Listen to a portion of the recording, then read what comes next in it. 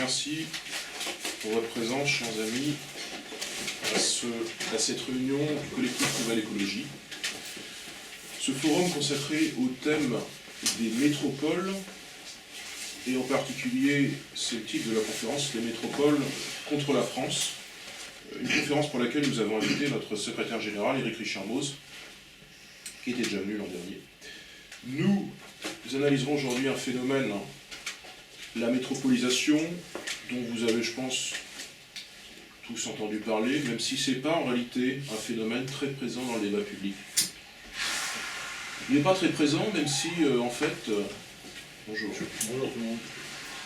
Même si c'est un phénomène qui est porté ostensiblement depuis longtemps en France par les politiques décidées par les deux grandes formations, dites de l'alternance, qu'on appelle l'alternance de manière un peu comme si finalement soit c'était l'un, soit c'était l'autre, que ce soit le gouvernement socialiste ou l'opposition des Républicains, ils sont à fond dans la métropolisation.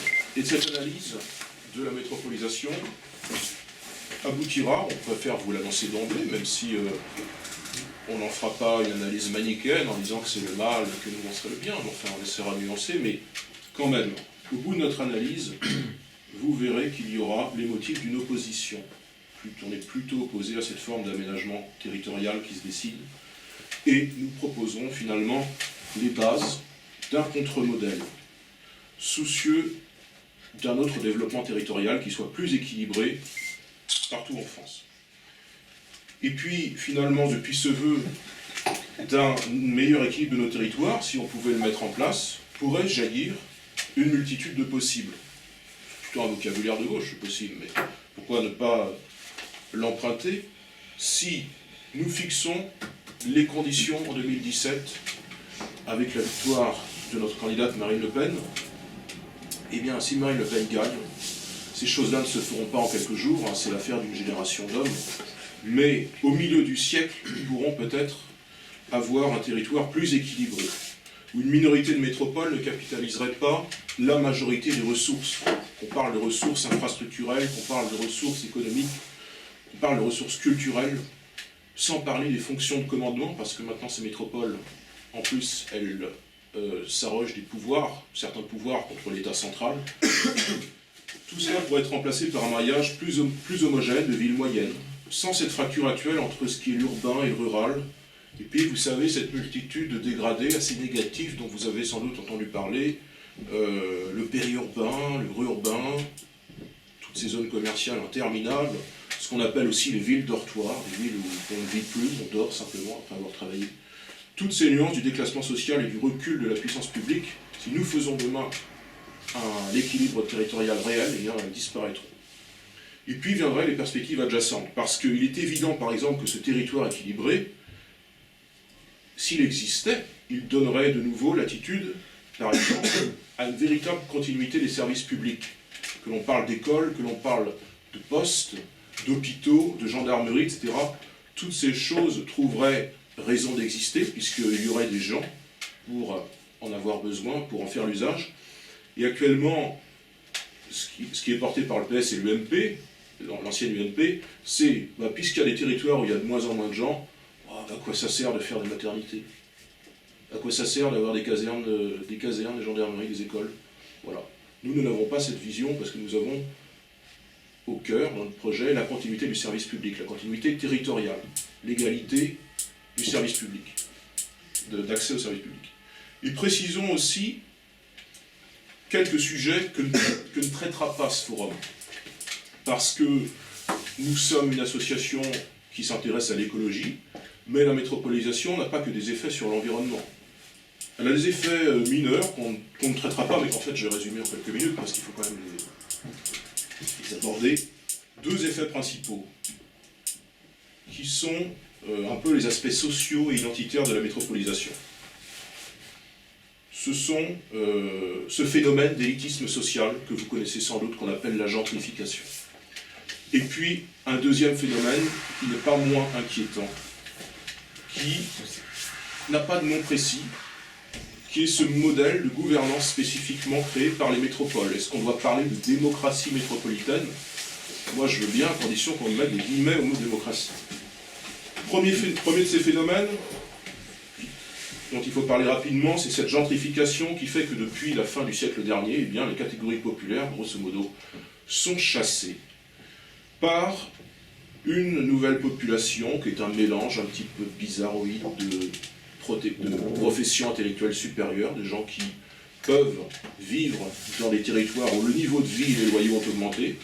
Et puis à côté de ça, il y a une espèce de nouvelle main-d'œuvre des services qui vient plutôt de l'immigration et qui est finalement la seule forme de précarité qui est acceptable pour nos élites. Vous voyez concrètement ce changement. Les Parisiens le voient très bien, certains quartiers, à Bastille, à Belleville, qui étaient des quartiers populaires, qui sont des quartiers où les idées républicaines sont nées, qui sont des quartiers où une conscience ouvrière s'est faite au XIXe siècle, et bien maintenant ces quartiers ont bien changé. Mais même ici, très près de chez nous, à Chantenay, à Trentemoux, dans certains quartiers de Saint-Nazaire, la population a beaucoup changé. Et avec elle, les loyers et le coût de la vie.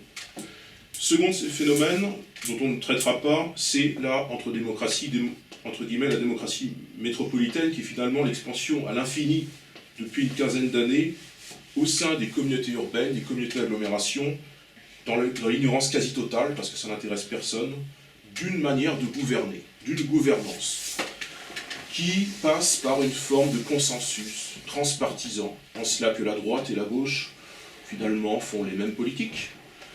Ce qui fait de nos intercommunalités eh bien, de simples chambres d'enregistrement où l'opposition dépasse rarement le stade de l'abstention. Moi, je le vis depuis à peu près un an à la Carène, où je siège. On a un parti communiste assez offensif verbalement, de temps en temps, sur des questions d'urbanisme, sur des questions de services publics. Donc ils font un quart d'heure d'intervention, et puis à la fin, quand il faut voter, soit ils votent pour, soit ils s'abstiennent. Alors que nous, quand il faut voter contre, eh bien on vote contre. Voilà ce que c'est la démocratie dans les métropoles, le consensus, l'aspect transpartisan, très bien matérialisé dans la nouvelle grande métropole qui est la MGP, métropole du Grand Paris, qui est co-gérée par le PS et les Républicains, et qui en plus a inventé un nouveau truc, ce sont les territoires numérotés, les territoires siglés. C'est-à-dire qu'en lieu et place des anciennes intercommunalités qui avaient des vrais noms français, eh bien on a le T1, le T6, le VSGP, le POLD et autres GPGE. Voilà. C'est ça les nouveaux territoires de la métropolisation, c'est qu'en plus, on perd en termes de...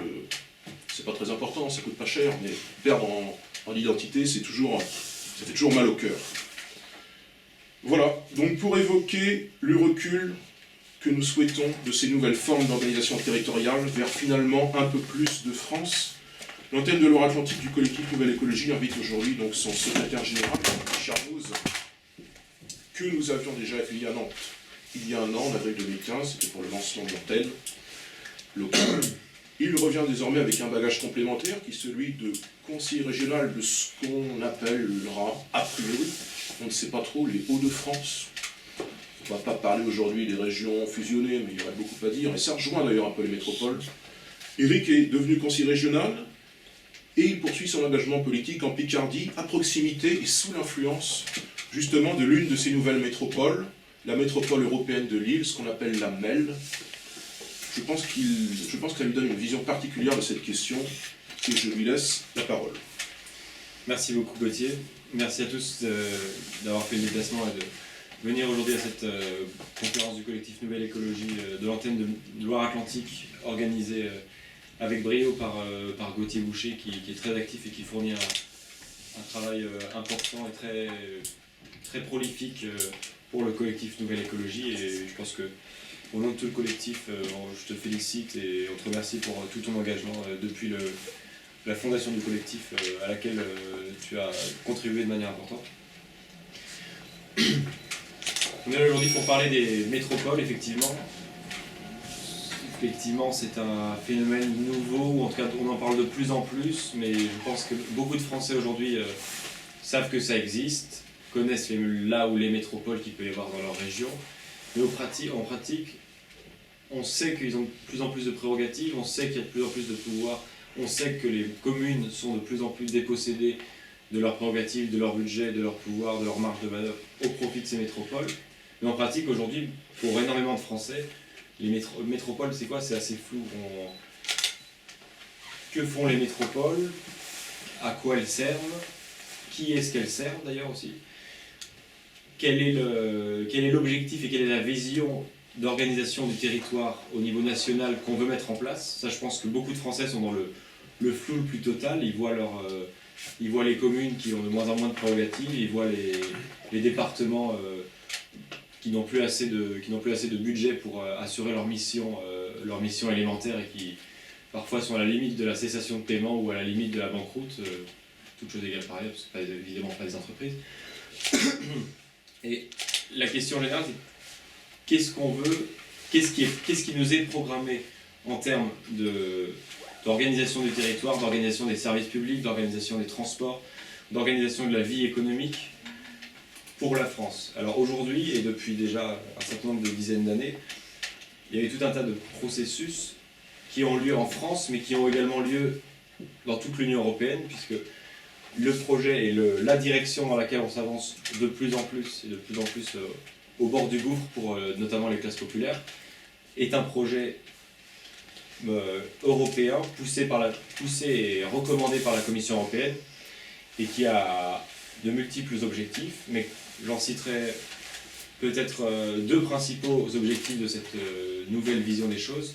En tout cas, cette vision européenne est très néfaste, en tout cas de la Commission européenne est très néfaste de cette nouvelle organisation du territoire. C'est la volonté pour pouvoir créer leur fantasmatique Union européenne homogène en tant que nouvelle nation, etc.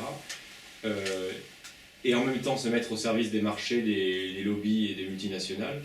Il faut effacer le plus possible les pays. Et Gauthier, tout à l'heure, tu parlais de quand on passe au sigle, eh ben, c'est un peu de France qui part et ça fait mal au cœur. Et effectivement, c'est pas un hasard qu'on fasse ça, c'est un choix délibéré de vouloir petit à petit effacer ce qui fait les États-nations, ce qui fait la France, et particulièrement pour les européistes et pour la Commission européenne de la France en tant que nation millénaire, en tant qu'État-nation puissant, ou pour lequel, peut-être plus que dans n'importe quel autre pays, l'État est indissociable de la nation. L'État a fait la nation et la nation s'est toujours déconstruite quand l'État était faible.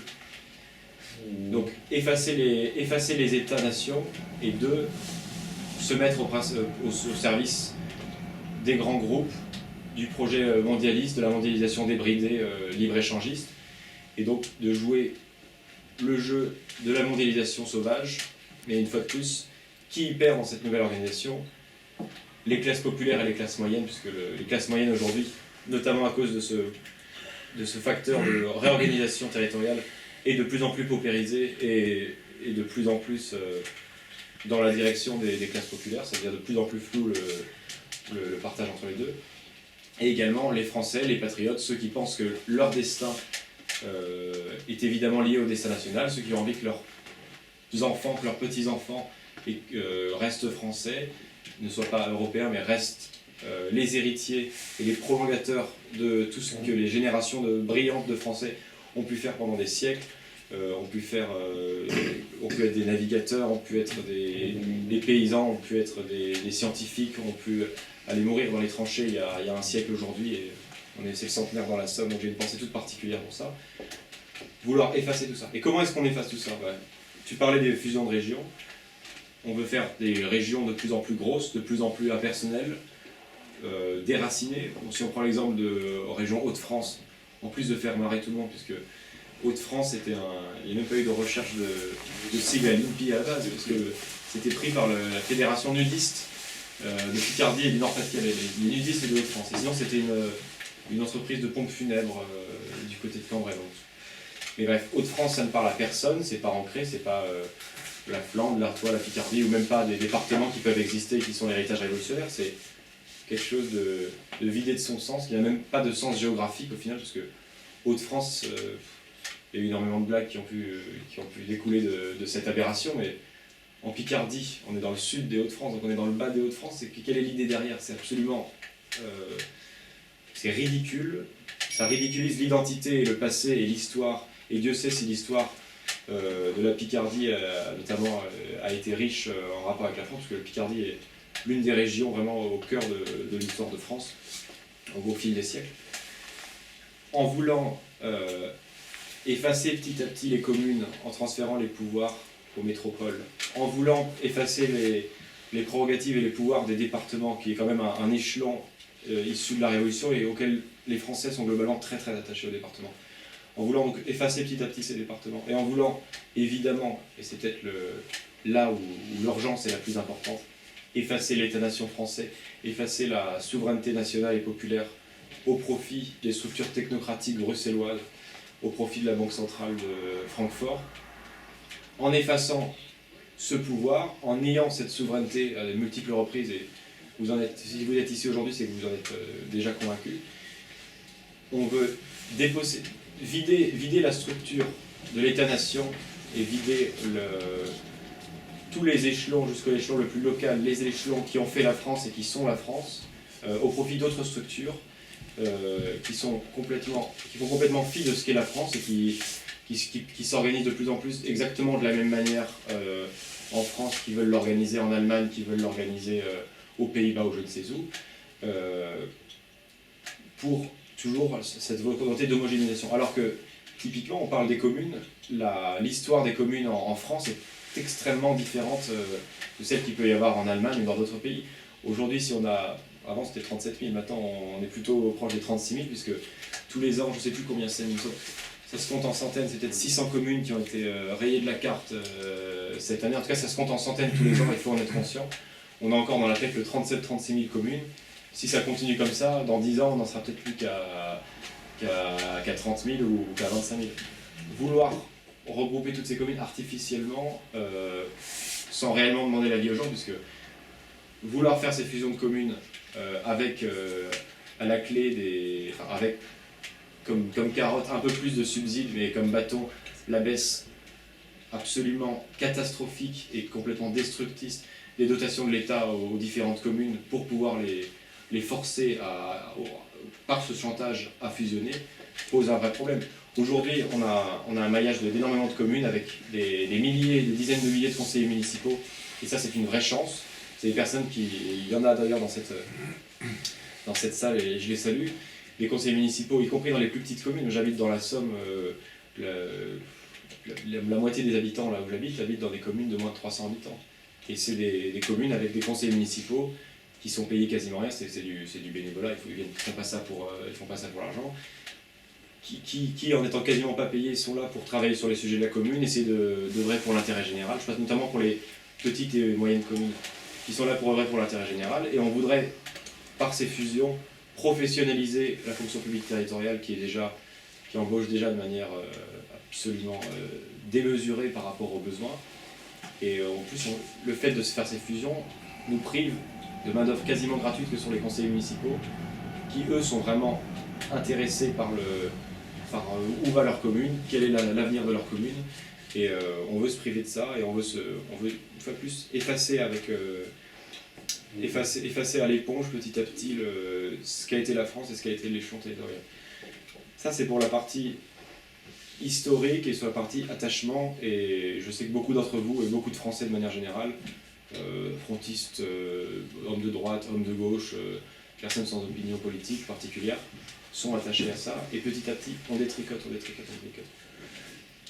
Sur la partie casse sociale, casse économique et orientation économique, toujours dans le sens des vainqueurs de la mondialisation, pour que les vainqueurs de la mondialisation soient de plus en plus vainqueurs, et en laissant de plus en plus les personnes qui ne sont pas les gagnants de la mondialisation sur le bas-côté.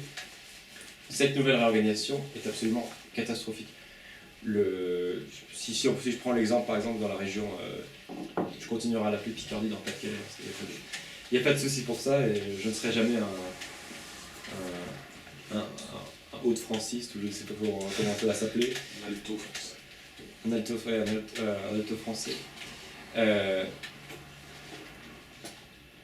De ce point de vue-là,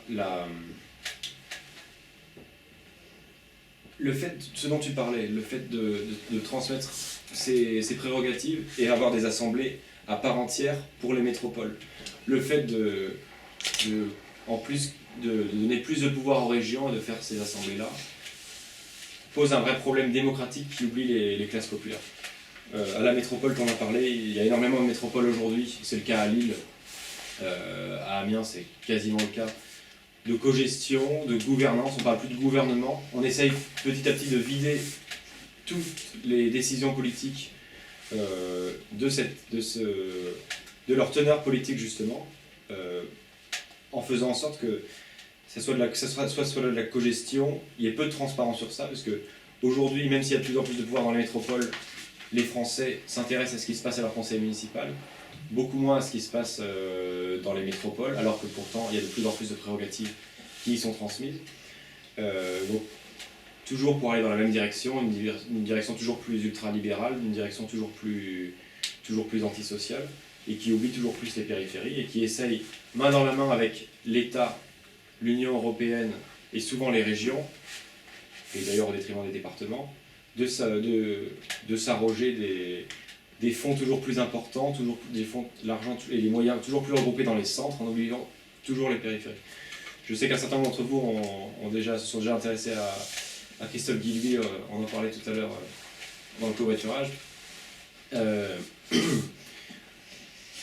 On veut recréer ce qui était les épines dans le pied de la France avant que la France existe ou avant que la France existe dans les conditions aujourd'hui.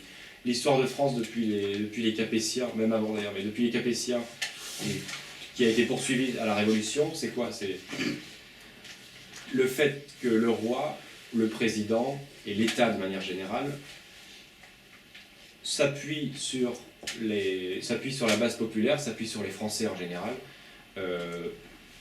pour pouvoir faire le bien-être et l'intérêt général de ce peuple français, et toujours en guéguerre avec les potentats locaux, les baronnies, les duchés, les villes plus ou moins autonomes.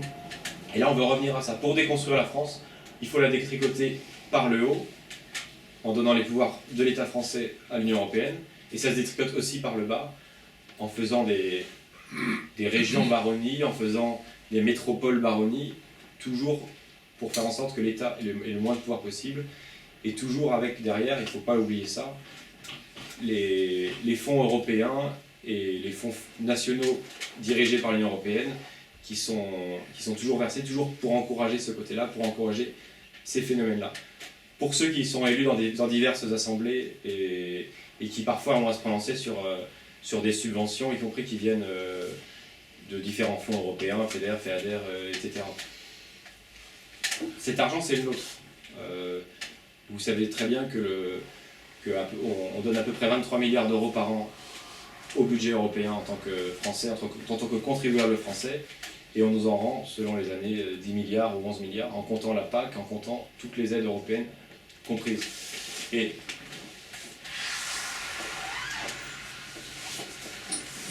lorsqu'on est... Bonjour. Excusez-vous. Allez-y.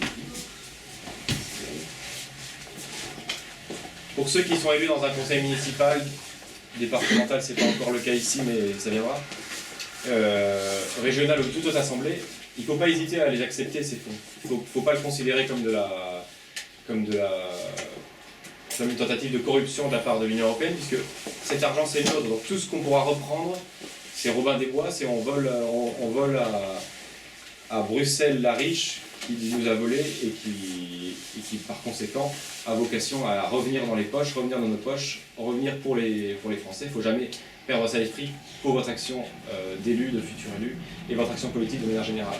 Mais en tout cas, sans rentrer dans les détails des divers moyens, des diverses aides, etc., que ce soit l'État pour étricoter les communes, que ce soit l'Union européenne pour toujours inciter de manière assez dissimulée et assez malsaine d'ailleurs ce processus-là, il faut en être conscient. Il faut accepter ces aides-là, il n'y a pas de souci, puisqu'elles sont légitimes, puisque c'est nous qui les payons, c'est pris dans nos poches, mais il faut toujours être conscient du fait qu'en plus, le but de l'Union européenne, lorsqu'elle redistribue tous ces fonds, c'est pas seulement, j'ai envie de dire, c'est même pas du tout d'œuvrer pour le bien-être et pour l'intérêt général des habitants de l'Union européenne et surtout des Français en ce qui nous concerne, c'est d'essayer de remodeler cette espèce d'ensemble incohérent économiquement, culturellement, et qui, je le sais, nous le savons, et nous espérons qu'on en revienne rapidement loin de ça, ne sera jamais une nation européenne. De Gaulle disait on ne fait pas d'omelette avec les œufs durs, et je pense que c'est le cas avec l'Union européenne également. On est prêt à payer des impôts pour aider une autre région française, qu'elle soit éloignée ou pas. On est prêt à payer des impôts pour aider, pour aider les Bretons, pour aider les Nantais, pour aider les Guadeloupéens.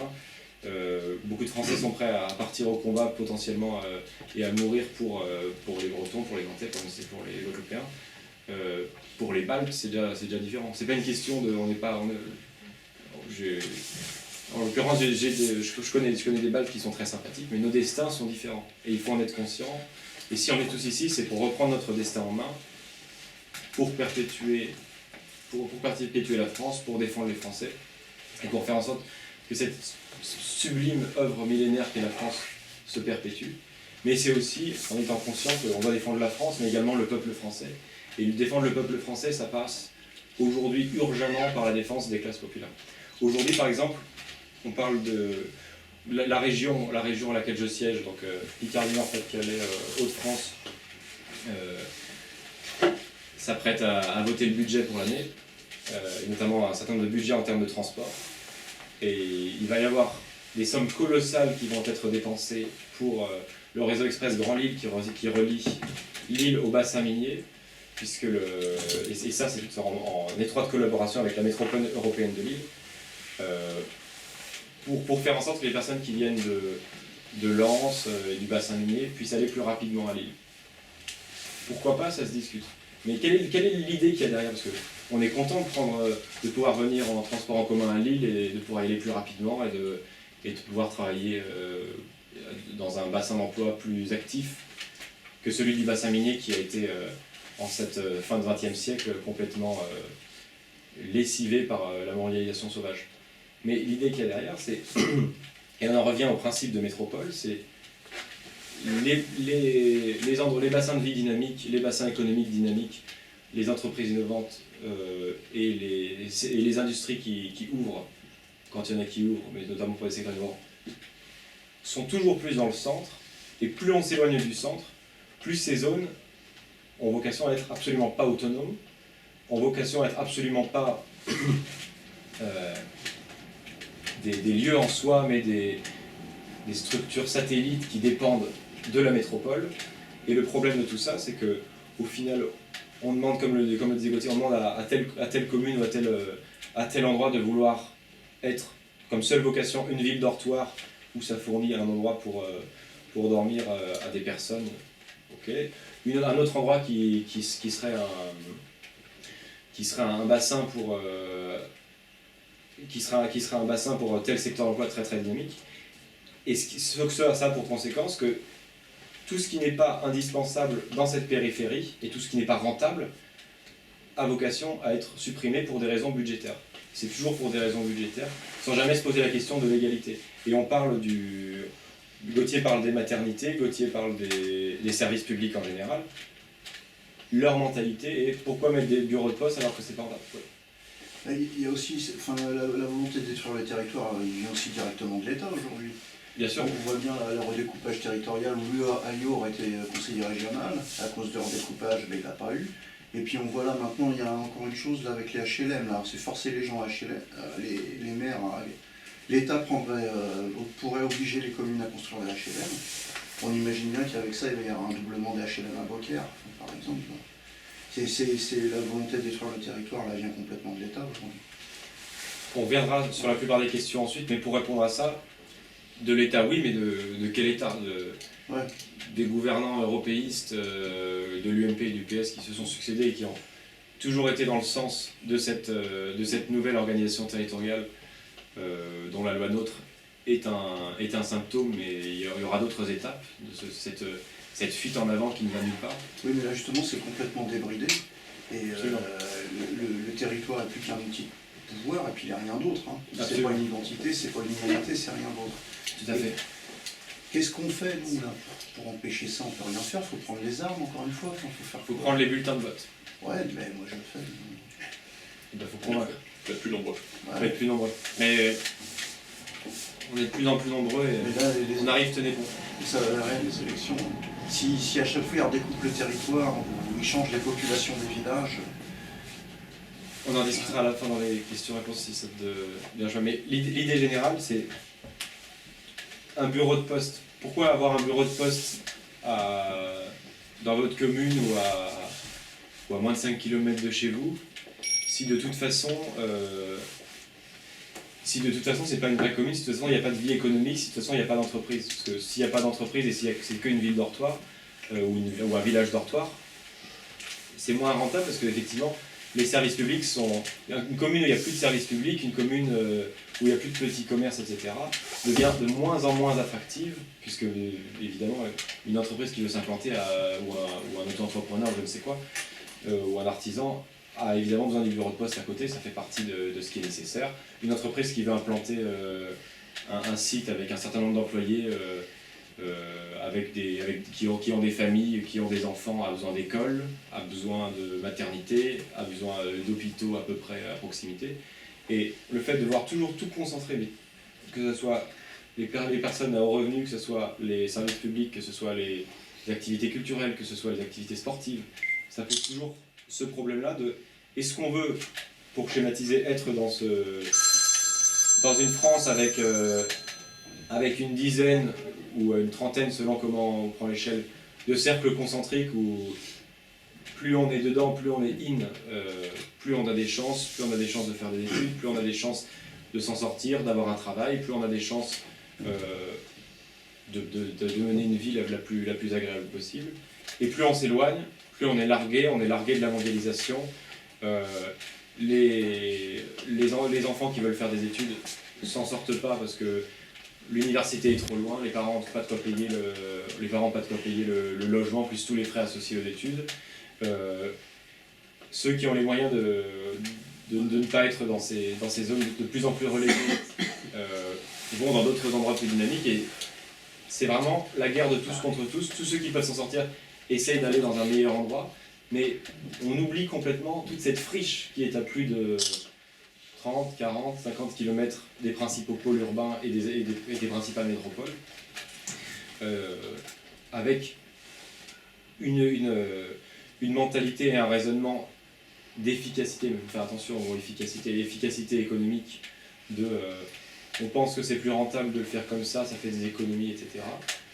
En pratique, effectivement, à un certain nombre de grandes entreprises ou de grandes puissances d'argent, c'est effectivement pertinent pour eux.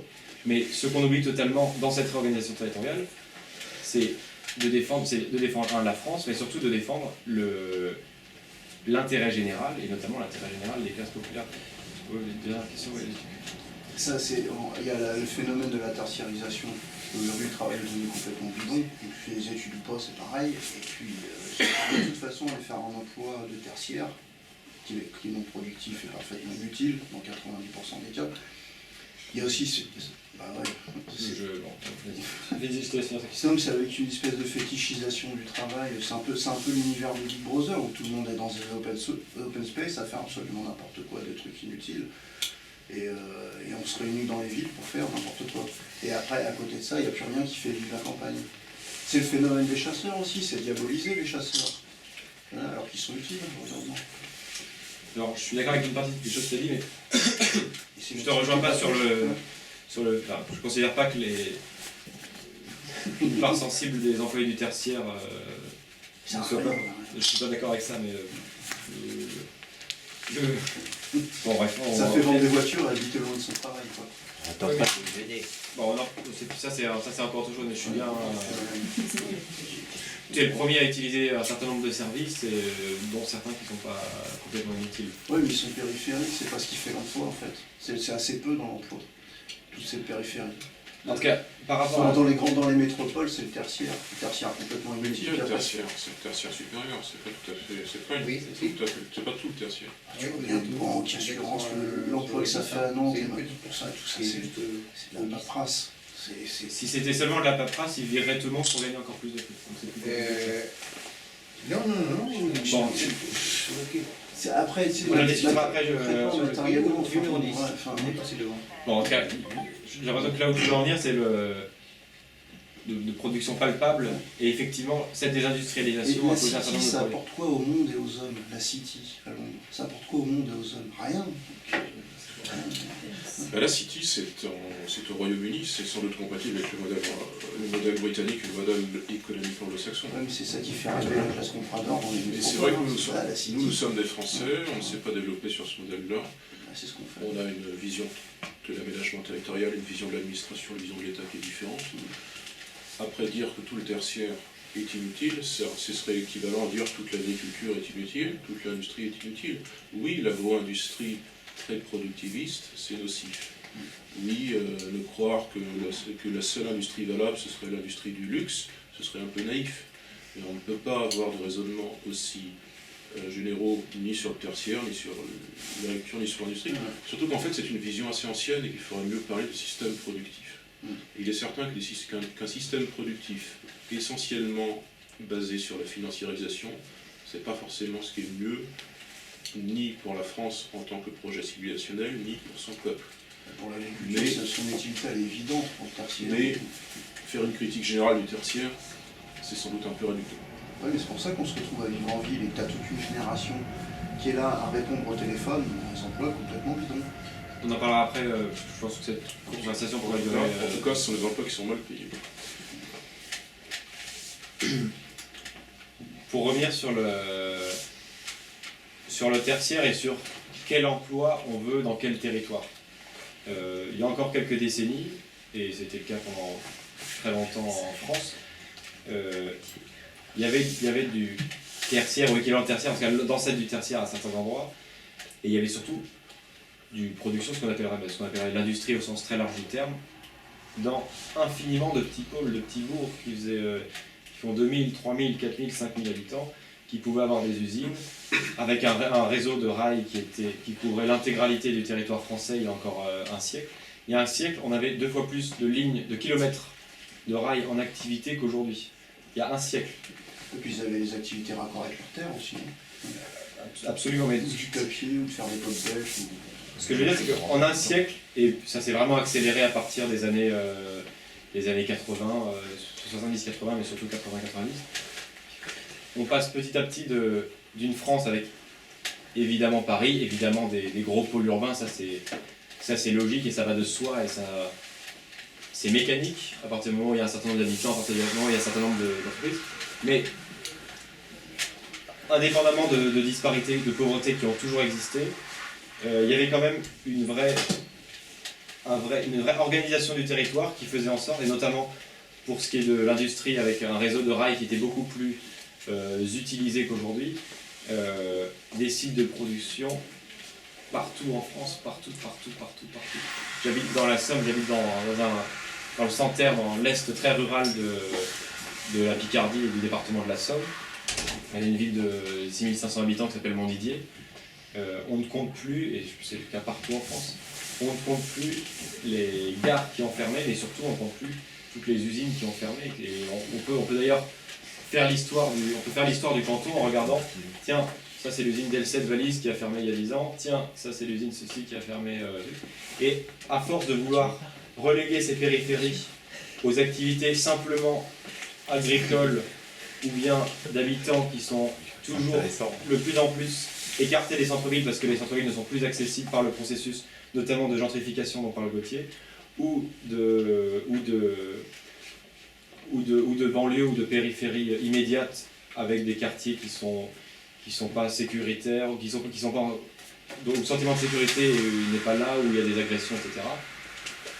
Les classes moyennes paupérisées doivent de plus en plus s'éloigner des centres-villes, aller à 40, 50 minutes, 1 heure, parfois plus, Ça, c'est des grandes villes. C'est le jeu des mondialistes en fait. Tout à fait. Et le fait de faire soit ces villes dortoirs, moi en l'occurrence, pour là où je suis, c'est de plus en plus des campagnes dortoirs. Faire ces campagnes dortoirs, faire en sorte que on attend quoi de ces endroits-là? On attend dormir, avoir quelques agriculteurs, ça fait joli et ça fait des. Mine de rien, les agriculteurs sont quand même, au niveau aménagement des territoires, sont quand même les premiers ou parmi les premiers acteurs de l'aménagement des territoires. Mais si on n'attend plus rien de ces endroits-là, il n'y a plus de service public, on ne refait pas les routes non plus. On ne refait pas les routes, on ne fait pas non plus le réseau téléphonique. Au niveau du bourg, on capte là où j'habite, mais on fait 5 km, on est en zone blanche ou zone quasi blanche. Comment est-ce que, après avoir laissé à l'abandon ces endroits-là pendant des décennies et on continue à aller droit devant dans cette direction-là? Bah, c'est inexorable. Hein, ouais. Comment? C'est inexorable, ça fait depuis le temps que ça. C'est une volonté, marche. ça semble inexorable, mais c'est inexorable parce que qui est aux commandes? Ouais. Aux commandes, c'est effectivement ces projets mondialistes de l'Union Européenne, avec comme courroie de transmission très docile les gouvernements UMP, les Républicains, PS par la suite, qui ont toujours été là-dedans, mais il n'y a pas de fatalité. C'est un projet, ça s'est fait comme ça. La France aussi, c'est un projet, ça s'est fait au fil des siècles, ça s'est fait petit à petit, ça s'est fait avec une volonté de faire, et ça s'est fait de manière méthodique. C'est pas parce qu'aujourd'hui, dans cette direction-là, on peut se dire il n'y a pas d'avenir à nos campagnes, tous les jeunes qui peuvent partent, il reste plus que des personnes qui sont retraitées ou quand ils seront à la retraite resteront là et il n'y aura plus jamais de vie ou d'activité. Ça, c'est quelque chose qui n'est pas inexorable. À partir du moment où c'est un projet qui fait ça, à nous de faire progresser nos idées, à nous d'avancer pour faire un projet alternatif qui place beaucoup plus le peuple français au centre de cet objectif et ses intérêts et l'intérêt général au centre de cet objectif, et d'avoir un maillage beaucoup plus équilibré, avec un maillage beaucoup plus dense, beaucoup plus de petits pôles, évidemment, il n'y aura jamais des bureaux de poste dans toutes les communes de 300 habitants, mais personne ne demande ça. Les personnes, qu'est-ce qu'ils demandent? Les personnes demandent de pouvoir avoir habiter dans un bassin d'emploi où ils peuvent trouver quelque chose de dynamique. Ils demandent de pouvoir avoir un an de place où mettre leurs enfants à l'école, pas trop loin pour le collège, pas trop loin pour le lycée. Refonder le peuple. Parce que là, il est mort. Là. Dans ce système-là, il est mort, le peuple. En tout cas, il est en voie de disparition, en tout cas, comme de nombreuses espèces animales. Collectif Nouvelle Écologie. Tant qu'on va dans cette direction-là, on va dans le mur, et les premiers perdants, c'est évidemment la classe populaire, et donc les classes moyennes qui deviennent petit à petit des classes populaires. On a des talents formidables en France, on a encore des entreprises qui sont très dynamiques, on a un État qui, même s'il est en voie de désorganisation de manière très avancée depuis un certain nombre d'années, qui a encore des personnes au niveau, qui a encore des administrations on peut toujours critiquer, comparé à énormément d'autres États dans le monde qui sont encore performantes, qui peuvent encore servir de courroie de transmission de la volonté de l'État sur les territoires. À nous de reprendre notre destin en main. Tu demandais comment faire les choses. Il faut élire Marine en 2017, il y a pas 50 000 solutions que je vois, puisque il pourra toujours y avoir d'autres hommes politiques ou femmes politiques qui proposeront des choses. À partir du moment où on refuse de se placer hors du paradigme européiste de Bruxelles, ce projet, tant qu'on reste dans ce paradigme, est absolument inexorable, tant qu'on reste dans ce paradigme. Et il n'y aura pas de... C'est pas par un entrisme, c'est pas par l'UMP qui dit on veut une France forte pour une Europe forte, non. C'est un projet mondialiste, c'est un projet fait pour les grandes puissances, d'argent et pour les grandes multinationales. C'est quelque chose qui n'est pas réformable par essence depuis son origine, et de plus en plus aujourd'hui qui va de plus en plus loin dans ce processus. Là, ils n'auront pas le temps pour les HLM d'ici 2017.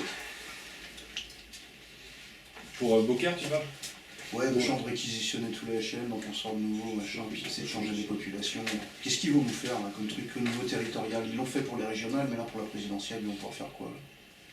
À quel niveau précisément? Le pouvoir pour redéfinir encore le territoire et nous empêcher de gagner. Quoi. Déjà, ils ont déjà fait quand même un sacré morceau, puisque c'est quoi? Suite à la MATPAM, on a eu il y a eu le nôtre. Pour ce qui est des métropoles, et notamment la métropole de Lille, il y a eu soit on appelle ça MAPAM, soit MATPAM, pour élargir les prérogatives des métropoles. D'ailleurs, aujourd'hui, pour rebondir sur la métropole européenne de Lille, donc, la région Hauts-de-France où j'habite est un cas très particulier de métropole, puisque c'est une région de taille assez importante, avec sa capitale régionale et sa capitale économique incontestée complètement au bout de la région, le métro lillois, pour information, s'arrête à 500 mètres de la frontière belge. Donc on est vraiment au niveau de l'équilibre du territoire, on s'éloigne toujours plus de la capitale. Donc cette métropole a toujours plus de pouvoir maintenant qu'en plus d'être en charge de la région Nord-Pas-de-Calais, elle est en plus en charge de feu la région Picardie, mais pour moi elle est toujours pas morte. Et à côté, qu'est-ce qu'il y a? Il y a Amiens. Amiens, ville historique, qui est autour de 120 ou 130 000 habitants, qui est historiquement capitale régionale de la Picardie, qui est complètement délaissée, qui va voir petit à petit. Alors, il y aura toujours l'exécutif régional qui sera là pour dire non, on va faire l'équilibre des territoires, on va vous laisser quelques trucs, on va faire des réunions chez vous, Amiens, ça va être super. Mais en pratique, on sait très bien que c'est pas nécessairement instantané, mais sur 10 ans, sur 5 ans, sur 10 ans, sur 20 ans, on sait très bien que inexorablement, cette force centrifuge des flux centrés sur les métropoles emmèneront de plus en plus. Si quelqu'un a envie de... Si un industriel français ou étranger a envie de mettre un pôle de production, notamment typiquement sur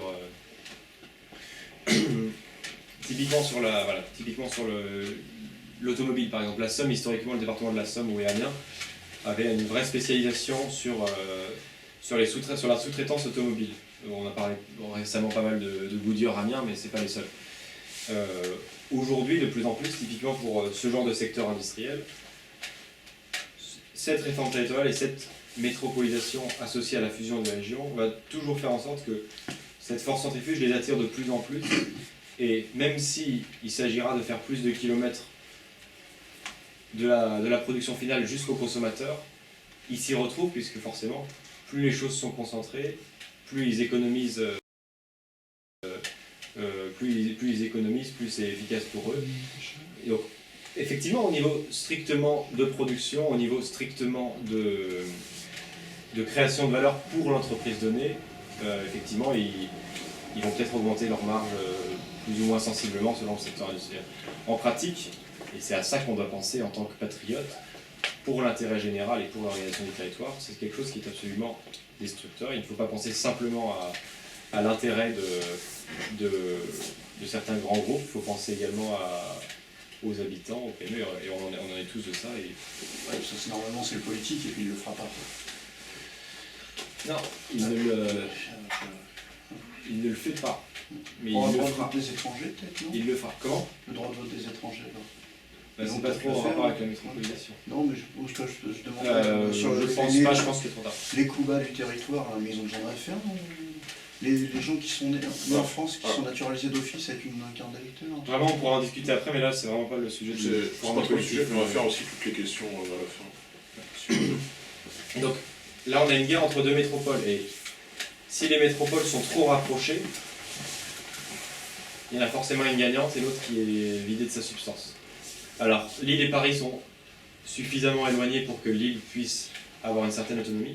D'ailleurs, dans la France et toutes les parties de la France fait tout pour fusionner, lancer des coopérations internationales, en tout cas frontalières, qui ne considèrent pas comme internationales, mais frontalières pour les régions frontalières entre la France et la Belgique, entre la France et l'Italie, un peu entre la France et l'Espagne aussi, pour toujours plus que les décideurs locaux, qu'ils soient politiques et économiques, et in fine les habitants, ne se placent plus dans le paradigme de je suis du Calaisis, je suis du Pas-de-Calais, je suis du Nord-Pas-de-Calais, je suis français, et qui se disent je fais partie de cette région fusionnée, je fais partie de cette métropole européenne de Lille, donc avec de manière indifférenciée associer les communes belges et les communes françaises. J'ai beaucoup d'amis belges, c'est pas pour dire il y en a énormément de choses à faire avec eux. On a effectivement une interface frontalière qui nous permet de faire énormément de choses en termes de commerce, en termes d'échanges avec nos amis et voisins belges. Ça c'est très bien. Le souci, c'est que en plus du processus de métropolisation, il y a toujours la volonté de dire non, vous n'êtes plus des Français, vous êtes de telle région, de telle métropole, etc. Un autre problème que peuvent poser les métropoles, et ça on en revient à la lutte historique et millénaire de la France, de l'État, du roi puis de la République contre les différentes Austrasies, maintenant c'est la nouvelle Austrasie, l'ancienne Austrasie, Neustrie et toutes les baronnies, les métropoles, et notamment pour les plus grosses métropoles qui deviennent vraiment des mastodontes économiques. Et ça, je pense qu'aujourd'hui, l'exemple, alors pour parler du Grand Paris, mais un autre exemple qui est particulièrement probant et particulièrement démonstratif, c'est l'exemple lyonnais, avec la métropole lyonnaise qui a littéralement fait sécession du département ou quasiment, qui s'est arrogé pour un cas spécial. Aujourd'hui, c'est une exception.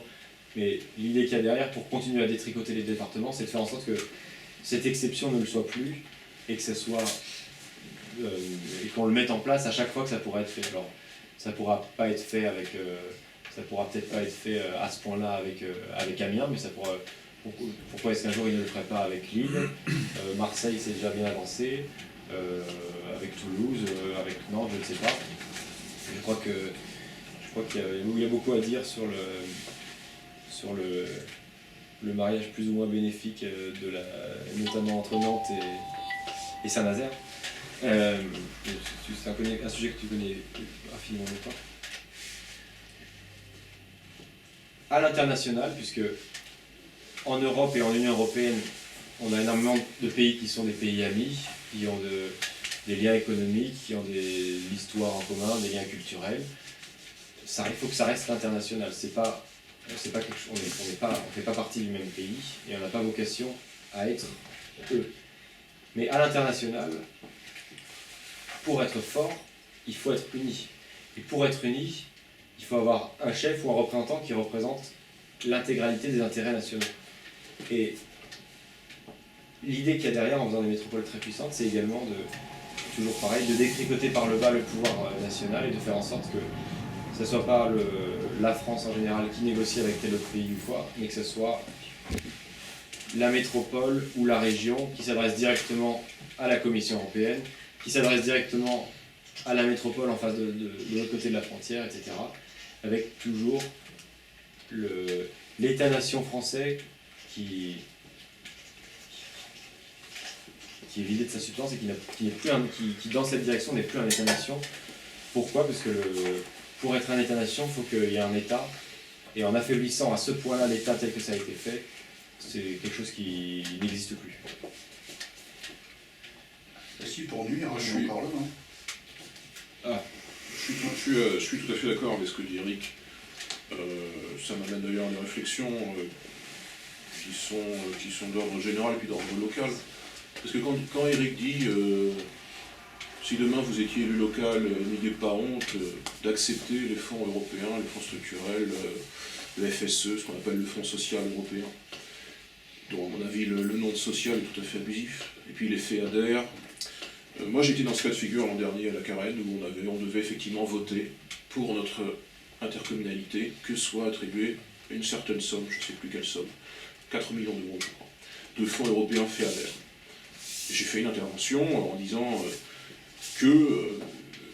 en rappelant la position du Front National sur l'intégration européenne, qui est plutôt une position sceptique, eurosceptique, parce que nous ne croyons pas que la construction européenne, en tout cas cette forme de construction européenne antisociale, contre l'emploi, contre les identités historiques, nous ne croyons pas que cette forme soit pertinente. J'ai dit j'ai rappelé notre vision politique, et j'ai dit que nous étions plutôt contre cette forme d'Europe-là, mais que malgré tout, 4 millions d'euros, on ne pouvait pas forcément s'asseoir dessus. Pour un territoire aussi autant en décrochage économique que Saint-Nazaire, je ne parle même pas du décrochage culturel, puisque, pour revenir à notre sujet à la métropole, Saint-Nazaire est sous l'influence de Nantes, l'influence culturelle de Nantes. Donc on les a votés, ces 4 millions d'euros. Même si on a eu les colibets d'un certain nombre de gens qui disaient vous voyez, le Front National, ils sont contre l'Europe, ils votent les crédits d'Europe. Ah oui, mais Ça reste les crédits des contribuables. ça reste les crédits des Ça contribuables. vient pas du ciel. Ça reste notre argent. Ça reste les 22 milliards qu'on donne, qu'on devienne 13. Le FEADER, le FSE, c'est un crève-cœur, c'est une réflexion, on se demande ce qu'il faut faire, enfin, ça reste notre argent. Eric a aussi mentionné que un certain nombre d'infrastructures, de services publics, fermaient les unes après les autres, que ce soit les écoles, que ce soit les postes, que ce soit aussi, les Français n'en seront peut-être pas forcément attristés, mais ça pose problème, les sous-préfectures. Le fait qu'il y ait une rationalisation, entre guillemets, dans un certain nombre de départements, notamment des départements ruraux, je prends le cas de mémoire de l'Aveyron, où on se demande s'il n'y aura pas devoir fermer un certain nombre de sous-préfectures parce que le département n'est pas assez peuplé, l'Aveyron c'est à peu près 300 000 habitants, bah, c'était pas très rationnel. Parce qu'il n'y a pas de raison que des départements, parce qu'ils seraient moins peuplés, comme la Mayenne dans notre région, soient affectés par un recul de la puissance publique. Pourquoi est-ce que les habitants de Châteaubriand, pourquoi est-ce que les habitants sous-préfecture, pourquoi est-ce que les habitants des campagnes mayennaises, pourquoi est-ce qu'à Ancenis, pourquoi est-ce que en Sarthe, les contribuables, ce sont aussi des contribuables, hein, ce ne sont pas que des Français qui votent mal, dit-on. Pourquoi est-ce que ces gens-là, ils seraient moins dignes de bénéficier des services publics que les Nantais de l'hypercentre? Voilà. C'est notre vision des choses, que tout le monde doit être à égalité, ce qui n'est pas l'égalitarisme, qui est simplement la République comprise dans son acception historique, c'est-à-dire la chose publique qui bénéficie à tous et dans laquelle tous aient des droits et des devoirs. Et puis Eric a mentionné le cas de la concurrence des métropoles, extrêmement courant, parce qu'il est évident que dans ces régions fusionnées, vous n'aurez pas de ville de 250 000 habitants, ça ne se passe jamais comme ça. Et ce que vous voyez en Nord-Pas-de-Calais et Picardie, vous le voyez, alors nous on n'a pas fusionné avec la Bretagne, et on a eu des velléités. Et ce que vous voyez entre Amiens et Lille, eh bien vous le constatez entre Nantes, 285 000 habitants, et Rennes, 210 000. Et il est évident qu'un projet, par exemple, qui nous concerne de manière extrêmement locale, comme l'aéroport Grand Ouest de Notre-Dame-des-Landes, eh bien s'il venait à se réaliser, ce serait la métropolisation accrue, non seulement de Nantes, mais de Rennes. Et il y aurait une concurrence économique malsaine entre ces territoires. Quand nous disons que nous sommes républicains, et que nous sommes sincèrement, pas simplement comme un parti qui, pour faire oublier les affaires judiciaires, changerait son nom en mettant les Républicains, ce qui est un enfer typographique. Parce que moi j'en ai marre d'écrire. Moi je n'entre pas dans leur jeu d'ailleurs. Je dis les Républicains, je ne vais pas dire le parti Les Républicains. Vous voyez bien que c'est invraisemblable. Bon, si nous sommes sincèrement républicains, nous défendons la chose publique et nous défendons les territoires un développement harmonieux, équitable des territoires. Pas la concurrence entre les territoires qui présuppose la concurrence économique des territoires, qui présuppose la concurrence dans le domaine du travail entre les hommes. Voilà. Je pense qu'il peut y avoir un développement un peu plus harmonieux avec des villes moyennes, des pôles moyens, des grandes villes, bien sûr. Il ne s'agit pas d'être contre les grandes villes. On est ici dans une grande ville qui s'est développée par le commerce, par l'activité navale, on ne critique pas ça. Mais il n'y a pas de raison de privilégier la concurrence des territoires. Ça, c'est plutôt la vision de nos élus. Donc ce qu'a dit Eric est tout à fait pertinent. Je vais rebondir sur la concurrence, sur la concurrence des territoires, et à ce titre-là, sur les régions ou les métropoles, c'est quelque chose de particulièrement visible. Dans cette concurrence des métropoles, chaque métropole va avoir son aéroport, ou même 2 aéroports. Chaque métropole va avoir un certain nombre d'offres, et l'aéroport à ce titre-là, mais il y a aussi un certain nombre de salles, de branches d'industrie qui sont caractéristiques de ce point de vue-là. Il y a chacune des métropoles, chacune des régions est prête à faire du dumping vis-à-vis des autres régions, vis-à-vis des autres départements, à coup d'aide, à coup de favoriser telle implantation d'entreprise ou autre. C'est bien de favoriser les implantations d'entreprises.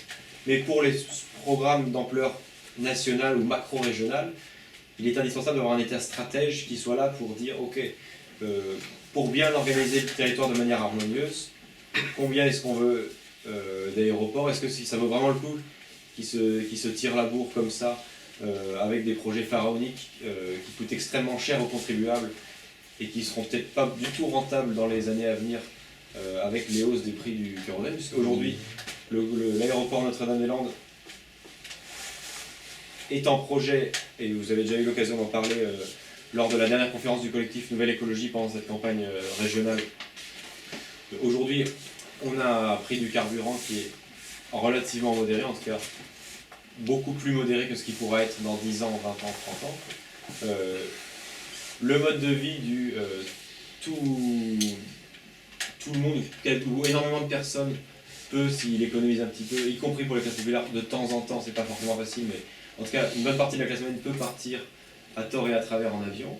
Ça, c'est le cas aujourd'hui parce que les prix et la vie économique le permet, et c'est très agréable pour un certain nombre de personnes, et ça a été révolutionnaire, et ça, on ne crache pas dessus. Mais demain, dans 10 ans, dans 20 ans, et puis quand on construit un aéroport ou un projet de cette taille-là, il ne faut pas raisonner aux prochaines élections, il faut raisonner à 50 ans, ou en tout cas à plusieurs décennies. Il faut se poser la question de est-ce que ce modèle est viable? Aujourd'hui, immédiatement, il y a peut-être des besoins, quoique on a eu l'occasion de détailler ça sur le fait que l'aéroport de Notre-Dame-des-Landes n'apporte pas de plus-value, est un projet de héros et d'un certain nombre de ses amis qui est complètement déconnecté du bon sens et de l'efficacité. Et là, pour le coup, je l'utilise dans tous les sens du terme, l'efficacité, puisque là, c'est juste idiot, égocentrique et absolument inefficace. Mais la question est de savoir, pour des pôles majeurs, type aéroport, type où est-ce qu'on veut fabriquer un certain nombre de bateaux, où est-ce qu'on veut avoir des pôles industriels pour l'automobile, pour la recherche fondamentale, etc. Le fait de vouloir tout transmettre aux régions et aux métropoles qui se tirent la bourre pour essayer d'en avoir un petit peu chacun, c'est absolument dramatique en termes de cohérence des territoires. Il est indispensable que l'État stratège ait son mot à dire et soit le premier, pour ces sujets majeurs, à être chef d'orchestre de toutes les collectivités, que ce soit métropole, que ce soit région, département ou autre. Et le problème de tout ça, c'est que si cette... on est au Front National et au collectif Nouvelle Écologie également, on est pour l'État stratège, puisque c'est l'autorité la plus légitime pour organiser le territoire. C'est pas les régions, c'est pas l'Union européenne. Et l'État stratège, c'est pas tout régenter, c'est pas faire des plans en obligeant tout le monde, des réallocations de ressources dans ceci ou cela, c'est pas du dirigisme, mais c'est que pour des sujets aussi stratégiques qu'un aéroport, pour des sujets aussi stratégiques que des filières d'emploi majeurs ou industriels, il est indispensable que ce soit à l'échelle de l'État que ça soit décidé, et que ce ne soit pas une telle région ou une telle collectivité qui fasse ça pour essayer de piquer des emplois à l'autre. Et quand on voit par exemple, et là je prends un dernier exemple de ma région, j'habite dans l'est de la Somme, tout près j'habite peut-être à 20 km du tracé potentiel ou du tracé futur du fameux canal Seine-Nord, canal à grand gabarit. Ce qui est un projet tout à fait intéressant. Il y a un certain nombre de questions vis-à-vis des financements, de quel pourcentage sera financé par la région, le département, par la région Île-de-France, par la région, avant c'était Nord-Pas-de-Calais et Picardie, maintenant c'est les deux. Il y a des problèmes de financement, mais le projet est intéressant et il y a énormément de choses à faire avec ce genre de projet.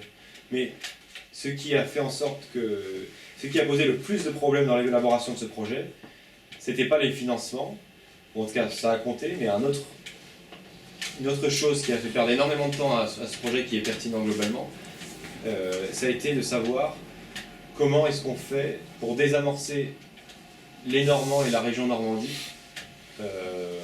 qui faisaient tout pour couler ce programme. Pourquoi? Parce que le fait d'avoir un tel canal à grand gabarit qui permettait de faire le trajet entre le bassin parisien et les Flandres et les grands ports de Belgique et des Pays-Bas, mais était problématique pour l'estuaire de la Seine et pour toutes les zones entre les deux qui permettaient d'acheminer les ressources. Ça peut se discuter, on peut discuter de qu'est-ce qui est plus pertinent pour la France et pour les Français entre vouloir un axe principal, seulement l'axe de la Seine, ou bien vouloir faire un axe nord-sud. C'est des choses qui se discutent, c'est de l'aménagement des territoires. Et ça, en fonction de nos objectifs, il peut y avoir une certaine logique. Mais c'est à l'État stratège de décider. C'est pas à une guéguerre entre la Neustrie du Sud, qui est la Normandie, ou la Neustrie du Nord, qui est le Nord-Pas-de-Calais-Picardie, de jouer le rapport de force et de se battre. C'est pas à ça de décider, c'est pas à cette guéguerre de décider à la fin de cette petite bataille, de cette petite bagarre de barons, et à la fin de cette petite bagarre qui est également influencée par les majorités politiques en fonction de quelle est la couleur et quelle est l'étiquette de tel ou tel agent. Non, l'État stratège doit être fort pour ses projets stratégiques d'envergure nationale, pour avoir une France qui n'est pas dessinée par 50 000 dessinateurs en même temps et qui au final nous font des gribouillis comme peut montrer cette belle affiche que Gauthier montre. Et puis que ça réponde à des besoins, que ce ne soit pas des joujoux politiques. Quoi. Ça répond à des besoins, que ce ne soit pas des joujoux politiques, et arrêter de regarder l'État, quand il organise le territoire, ne doit pas regarder les étiquettes politiques pour faire des projets qui seront conséquents, majeurs et utiles encore dans des décennies à venir. Là, on n'est pas... Effectivement, on rigole pas. Et alors, un canal, un aéroport, enfin, soyons fous. Quoi. Et pyramide. Pour finir sur ça, moi je fais une pyramide. Pour finir sur cette concurrence, je parle d'un État qui est stratège et qui doit savoir être fort et qui doit avoir la volonté politique et les moyens administratifs d'être fort pour un certain nombre de projets d'ampleur stratégique. Oui, sur ces projets-là, on ne rigole pas, on ne discute pas, on ne négocie pas. Si on considère que c'est pour l'intérêt général, on avance et on le fait. Par contre, ça n'empêche absolument pas le fait d'avoir une liberté pour un certain nombre des acteurs économiques.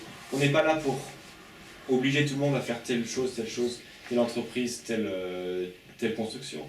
Mais on est là pour faire préparer au niveau national et au niveau local des pôles d'ampleur stratégique qui sont absolument indispensables pour notre souveraineté et pour notre prospérité, et préparer des bassins fertiles pour faire en sorte que les gens vivent mieux, que les emplois soient créés, et pour ensuite, grâce et seulement grâce à ce carcan de souveraineté qu'on peut parfois imposer à des acteurs locaux mais qui est indispensable, permettre la prospérité, la liberté économique des acteurs non directement stratégiques et faire en sorte que cette liberté économique puisse permettre à chacun d'entreprendre, de créer et d'être embauché. Éric vient de parler de l'État central, de l'État qui serait stratège, qui ne serait ni dirigiste ni impuissant. C'est la forme d'État que nous souhaitons pour la France que nous voulons. Et après ce premier bilan d'étape des métropoles, on voudrait se livrer à un exercice de prospective avec vous, c'est-à-dire voir ce qui pourrait émerger dans disons en 2040, dans les 25 prochaines années. Ce n'est pas du tout un exercice de science-fiction, puisque le gouvernement, dans lequel nous ne sommes pas, ça ne nous a pas échappé, a réfléchi à cet exercice. Ce qu'on appelle la DATAR, la délégation interministérielle à l'aménagement du territoire, a proposé ainsi, c'était je crois en 2011, une prospective de ce que pourraient être les formes de métropolisation en France, à travers 4 scénarios principaux, parce qu'on ne sait pas de quoi le futur sera fait, même s'il y a un certain nombre de choses qui sont d'ores et déjà actées, mais on ne peut pas connaître le futur politique, on ne peut pas connaître le contexte international, le futur géopolitique de la planète, ça affectera forcément la France. Et donc, on va vous présenter 4 scénarios très différents, mais qui montrent chacun les formes négatives, les plus négatives de la métropolisation, et puis certains traits positifs de cet État central qui est assez souvent malmené dans les médias, mais qui a quand même ses vertus. Parce que l'État, il est censé être protecteur, il est censé être l'État d'une république sociale, il n'est pas censé être qu'un État qui prélève des impôts, qu'un État qui flash les automobilistes. Ça, c'est la vision qu'en ont beaucoup de nos concitoyens, parce que les médias nous livrent cette vision de l'État. Eh bien, essayons de voir ce que ça pourrait donner, ces métropoles et cet État, est-ce qu'il sera plus puissant, est-ce qu'il sera moins puissant en 2040. Alors, pour information, notre exercice, qui vient donc de cette étude de la DATAR, vient d'une revue théorique de la DATAR, je vous laisse feuilleter éventuellement, qui s'appelle Territoire 2040, qui est une revue assez intéressante, qui n'est pas à prendre au pied de la lettre, parce que ça vient aussi, c'est aussi une réflexion qui vient de gens qui ne sont pas du Front National, qui sont plutôt des gens qui travaillent pour le gouvernement, donc qui n'ont pas forcément les problèmes d'une majorité de Français. Et on ne va pas strictement le prendre pour argent comptant, d'ailleurs. On va essayer de contextualiser un peu, de critiquer, de remettre en cause certains schémas. Alors, ces 4 scénarios principaux, éventuels de la métropolisation dans les 25 prochaines années, ça répond à 4 néologismes. Après tout, on a bien inventé les Hauts-de-France et d'autres choses, on peut aussi faire des néologismes plus intelligents, qui partent de vrais mots. Alors quand vous voyez le mot police, qui sera utilisé à chaque fois dans chacun de ces néologismes, hyperpolisation, régiopolisation, postpolisation et dépolisation, ne croyez pas que ça va être un retour à la cité, à plus de démocratie. Ce sont plutôt des modèles de nivellement démocratique, même si là on va surtout parler de territoire. L'hyperpolisation, un scénario d'hyperpolisation, qu'est-ce que ça pourrait être? Eh bien, selon un scénario d'hyperpolisation de la France, dans la prochaine génération qui vient, en fait, notre territoire serait avant tout influencé par les dynamiques mondiales d'urbanisation. Et cette mondialisation qui se poursuivrait, qui s'accélérerait sans contre-coup majeur, sans grave crise, sans grave guerre, eh bien, elle aboutirait en France, mais en fait dans différents pays d'Europe, dans différents grands pays, à la constitution de grands réseaux hyperpolisés. Le renforcement de la capitale. Paris et le désert français, voilà, c'est vraiment... ça existait dans les années 60, on en avait fait un célèbre livre. En 2040, ce serait encore plus accentué. La différence peut-être avec maintenant, on a encore Paris et le désert français, et puis des métropoles qui émergent, mais qui tout en émergeant ne rééquilibrent pas vraiment le tout. La différence, c'est qu'on serait dans un climat de coopération, à la fois de coopération, compétition entre ces nœuds métropolitains. Rennes, Nantes, Bordeaux, Toulouse, Marseille un peu plus gros, Nice, Lyon aussi un peu plus gros, et puis Strasbourg et Lille qui sont un peu particulières avec une vocation européenne vis-à-vis du Benelux et de l'Allemagne. Cette coopération-compétition, on peut le prendre dans un sens assez positif, d'émulation créatrice, on peut penser qu'en termes de synergie économique, de synergie industrielle, ça peut être positif. Mais ça veut quand même dire accentuation du phénomène que j'ai mentionné brièvement tout à l'heure de concurrence des territoires. Il est évident que ça va se tirer la bourre pour essayer de déterminer qui sera le territoire le plus puissant, le plus peuplé, avec les industries les plus performantes, avec les activités culturelles les plus attractives, avec le dynamisme touristique le plus affirmé.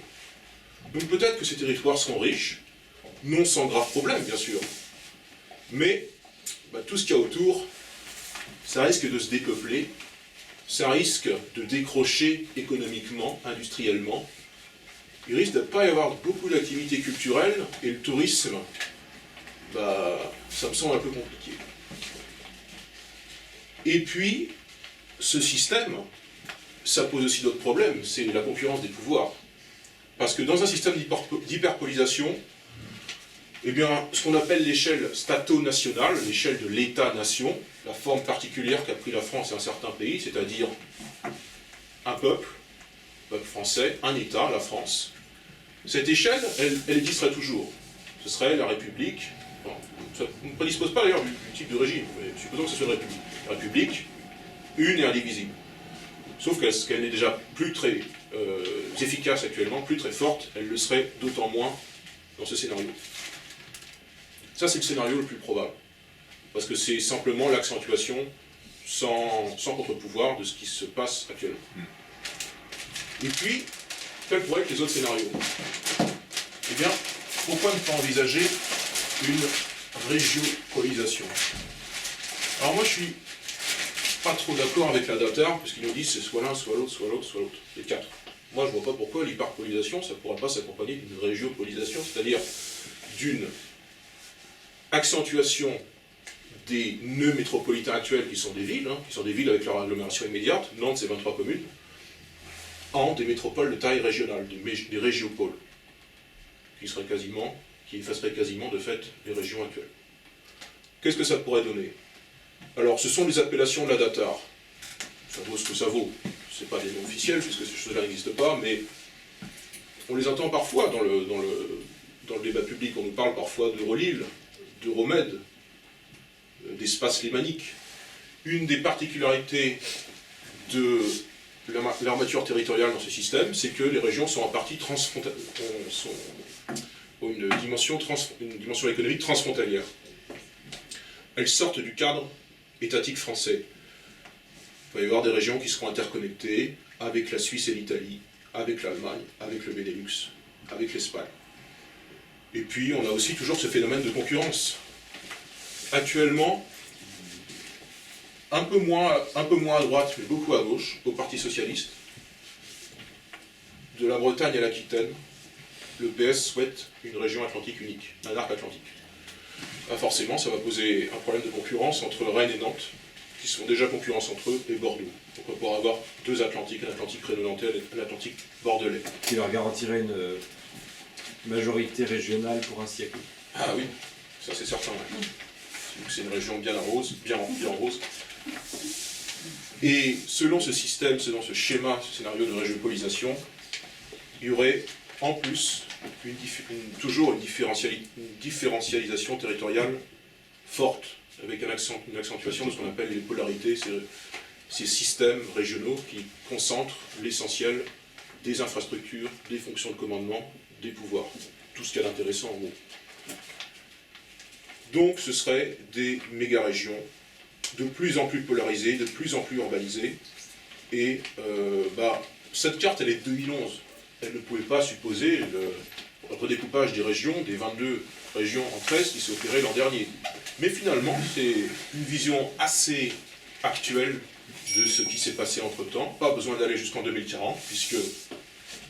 Qu'est-ce qui s'est passé là? Eh bien, Rhône-Alpes, ça a fusionné avec l'Auvergne. Là, on a effectivement une région pyrénéenne quasiment unique, Languedoc-Roussillon, Pyrénées. Et puis là, on a eu ce qu'on appelle les Hauts-de-France, et là, on a le Grand Est. Pardon, ici, le Grand Est. Donc, moi, si rien n'est fait, je ne vois vraiment pas pourquoi le scénario 1, il ne s'embriquerait pas avec le scénario 2, qu'on aurait cette hyperpolisation avec le grossissement sans fin de la métropole de Paris, avec en plus un phénomène de régiopolisation, c'est-à-dire que au départ, nous avions les départements comme échelon administratif de référence, compréhensible de tous. Dans les années 1980, c'est devenu les régions, avec les 3 actes de décentralisation. Pourquoi pas demain, les régiopoles. Ça, c'est si rien ne change. Mais finalement, on ne sait pas de quoi demain sera fait, et peut-être qu'il y aura de graves crises internationales, peut-être qu'il y aura des choses qu'on ne maîtrise pas, et rien ne nous dit qu'on ne sera pas dans d'autres formes d'organisation territoriale et humaine. Par exemple, une décroissance économique, une décroissance démographique. C'est pas impossible. La Datar a imaginé 2 types de scénarios qui sont assez différents. Post-polisation, c'est la périurbanisation généralisée. Un peu comme si vous allez dans certains pays d'Asie, par exemple, des grands pays d'Asie, en Inde. Vous allez en Inde, vous sortez de Delhi, vous ne savez jamais quand vous sortez de Delhi. Delhi, ça fait peut-être 100 km de long. Puis vous êtes dans une autre ville, vous ne vous en rendez pas compte, parce que l'étalement urbain est tel... C'est pas cartographié. Ouais. Donc là, ce scénario, c'est une périurbanisation généralisée. Il y a quelques centres qui conservent des fonctionnalités importantes, mais c'est du périurbain complet. La mondialisation, dans ce scénario, infuserait l'intégralité du territoire, et puis c'est une victoire, finalement, symbolique des périphéries contre les centres. Contre les centres qui actuellement, que ce soit en France comme dans la plupart des pays industrialisés, capitalisent les fonctions de commandement.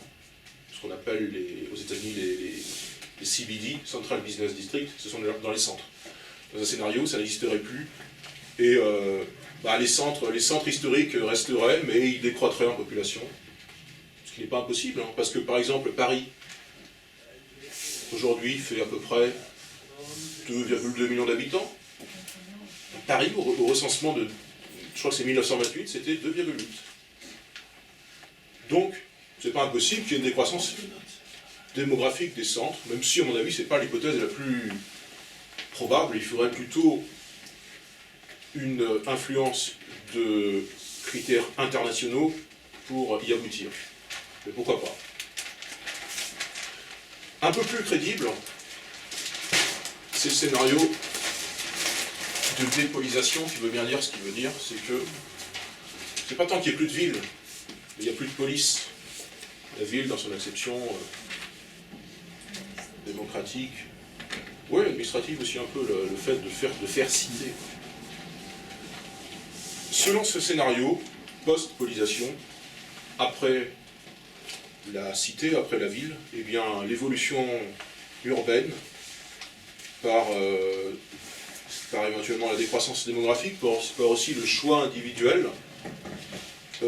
aboutirait à une baisse des polarisations des territoires. Il n'y aurait plus de centre. Et ce serait une organisation spatiale qui perdrait toute la hiérarchie qu'elle a connue depuis, le bas Moyen-Âge, où très tôt Paris s'est imposé après que Lyon fut capitale des Gaules. Là, c'est un tout uniforme. C'est aussi, même si c'est pas marqué comme ça, hein, c'est aussi globalement des communautés qui sont cloisonnées les unes par rapport aux autres. C'est un peu ce qui existe aux États-Unis avec le phénomène des gated communities. Ces villes, c'est même plus à l'échelle de quartier, c'est à l'échelle de villes, qui villes refermées les unes sur les autres, clôturées. Vous avez des villes de retraités, vous avez des villes plutôt sur des critères ethnoculturels, voire sur des critères religieux. Eh bien, les gens qui habitent ces villes aux États-Unis ont décidé de vivre entre eux parce que, pensent-ils, ils vivent plus en sécurité, ils vivent plus en accord avec leur vision du monde, voire leur vision religieuse du monde, leur vision culturelle du monde. Le problème, c'est qu'il ne faut pas nous parler ensuite de... Si on fait ça, il ne faut pas nous parler de vivre ensemble, parce que là, on ne vit plus ensemble. On vit entre soi, et on vit côte à côte. C'est pas franchement... Aucun de ces modèles n'est très républicain, dans le sens croire en l'assimilation d'individus qui viennent de parcours culturels différents. Alors celui-là, c'est vraiment le moins républicain d'entre tous, même si ce n'est pas le plus probable. Moi, si je vais faire un pronostic, je ne suis pas Nostradamus, hein, je dirais que si nous ne faisons rien, nous aurions sans doute un des deux premiers scénarios, ou les deux. C'est-à-dire plus de métropolisation, affirmation de nouvelles entités régionales, en lieu et place des régions administratives qui ont d'ores et déjà été regroupées, et puis tout ce qu'il y a autour, périurbain, rural, soit ça serait annexé, et ce serait finalement les métropoles qui leur donneraient de temps en temps les subsides, soit ce serait abandonné, et ça peut être demain dépeuplé. Il y a certaines communes rurales qui actuellement sont dépeuplées, il y a des communes qui sont en décroissance démographique, pas que des petites communes, des villes moyennes, comme Decazeville, comme Sedan. J'essaie de trouver des exemples locaux. À Saint-Nazaire, c'est pas tout à fait le cas, mais Cernay, pardon. Ce sont des communes qui ont connu leur apex démographique, leur apogée démographique, dans les années 60. Et qui maintenant perdent quelques dizaines, quelques centaines d'habitants par an. Pourquoi? Parce qu'avant, elles étaient souvent des villes industrielles, ou des villes d'artisanat, avec des spécialisations. Et maintenant, puisqu'il n'y a plus ces activités, non seulement qu'il n'y a plus ces activités, et qu'il n'y a plus l'intérêt qui leur est porté par la puissance publique, puisqu'on considère que ce sont des territoires qui ne sont pas compétitifs économiquement, donc pas intéressants, eh bien, les gens n'y habitent plus. Et ils préfèrent habiter dans les lieux de centralité pour, pense-t-il, pouvoir bénéficier des avantages, même si ces avantages, ça veut aussi dire un coût de la vie qui est plus cher. Voilà, donc espérons qu'aucun de ces quatre scénarios ne se produise. Et si nous votons Marine Le Pen et que Marine Le Pen est au pouvoir, il est certain qu'elle fera les choses pour. Même si, encore une fois, même si Marine Le Pen faisait une grande loi d'aménagement territorial, je ne sais pas, en 2018, c'est pas en 2019 que les effets se feront sentir. Ils se feront sentir. En fait, nous préparons la France du 22e siècle. C'est un peu présomptueux à dire, mais le 21e siècle, on est déjà en plein dedans. C'est déjà bien entamé.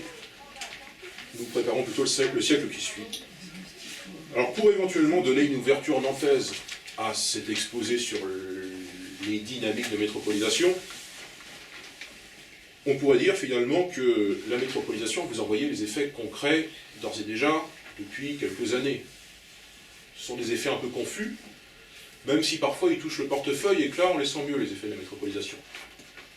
À Nantes, très concrètement, je dis à Nantes, mais c'est la métropole de Nantes, donc c'est je crois 23 communes, y compris des petites communes, hein, Mauves-sur-Loire ou Thoiré, il n'y a pas de raison qu'ils se sentent solidaires forcément des projets de Nantes.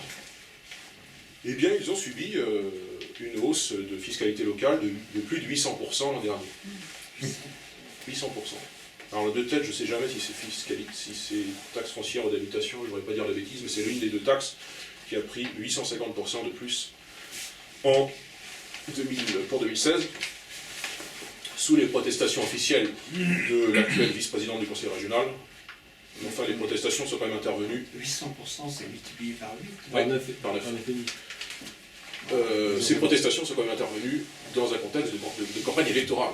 Je peux me demander si elles sont très sincères.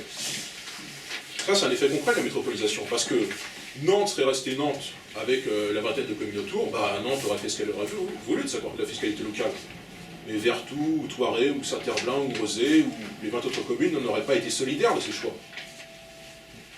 Nantes, elle fait ce qu'elle veut. Mais les habitants des autres communes n'ont pas forcément les moyens de voir une de leurs taxes multipliée par 9.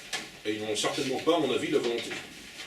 Ça, c'est typiquement des choix antidémocratiques, même si on peut considérer que ça a été voté en conseil métropolitain. Mais qui dirige les conseils métropolitains? Ici, c'est la gauche. Ici, c'est la maire de Nantes, puisque souvent ces choses-là se cumulent.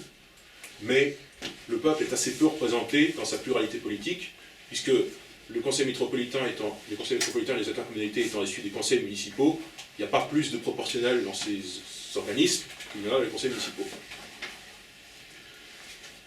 Pour poursuivre une conclusion locale, une ouverture locale, il faut, je crois, faire un tout petit point, on peut parler en introduction, on peut poursuivre sur cette histoire de Notre-Dame-des-Landes et tout ce qu'il y a autour.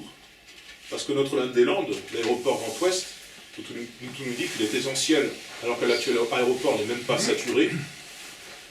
Ça présuppose un redessinement, un nouveau dessin territorial, dessin à la fois des Hauts-de-Zacienne, pour faire la carte et dessin de l'objectif, dans tout l'ouest français, de la Bretagne, en gros jusqu'à la Vendée. Déjà, je rappelle que nous contestons le fait que la consultation populaire qui va avoir lieu le 26 juin prochain ne se fasse que dans le département de Loire-Atlantique, parce qu'il est évident que dans un département où Nantes représente 22% du corps électoral, et Nantes étant plutôt... Si l'aéroport devait se faire, il en bénéficierait plutôt, pour des raisons qui sont des raisons plus complexes à expliquer, qui sont des raisons socio-économiques. S'il y a 22% d'un électorat qui est plutôt favorable, la consultation ne risque pas d'invalider Notre-Dame-des-Landes. Déjà, si on l'étendait aux autres départements de la région, notamment à la Vendée et à la Mayenne, même si ce sont des départements très peu peuplés, 300 000 et 600 000 habitants, eux ont intérêt à ce que l'aéroport ne se fasse pas. Donc déjà, ça rééquilibrerait un peu. Mais notre souhait, au Front National, c'est de l'étendre aussi à la Bretagne. Eh bien, on voit que le gouvernement... Qui cofinance, parce que... Et qui cofinance au titre régional, mais au titre... c'est surtout les contribuables qui vont financer. C'est pas tellement Vinci qui va... C'est pas celui qui met en œuvre qui finance. Bon, nous observons que le gouvernement, il annonce une consultation, et puis en même temps, c'est la démocratie à moitié, quoi. Mais ce qui est inquiétant, c'est que ce projet d'aéroport, il suppose d'autres choses.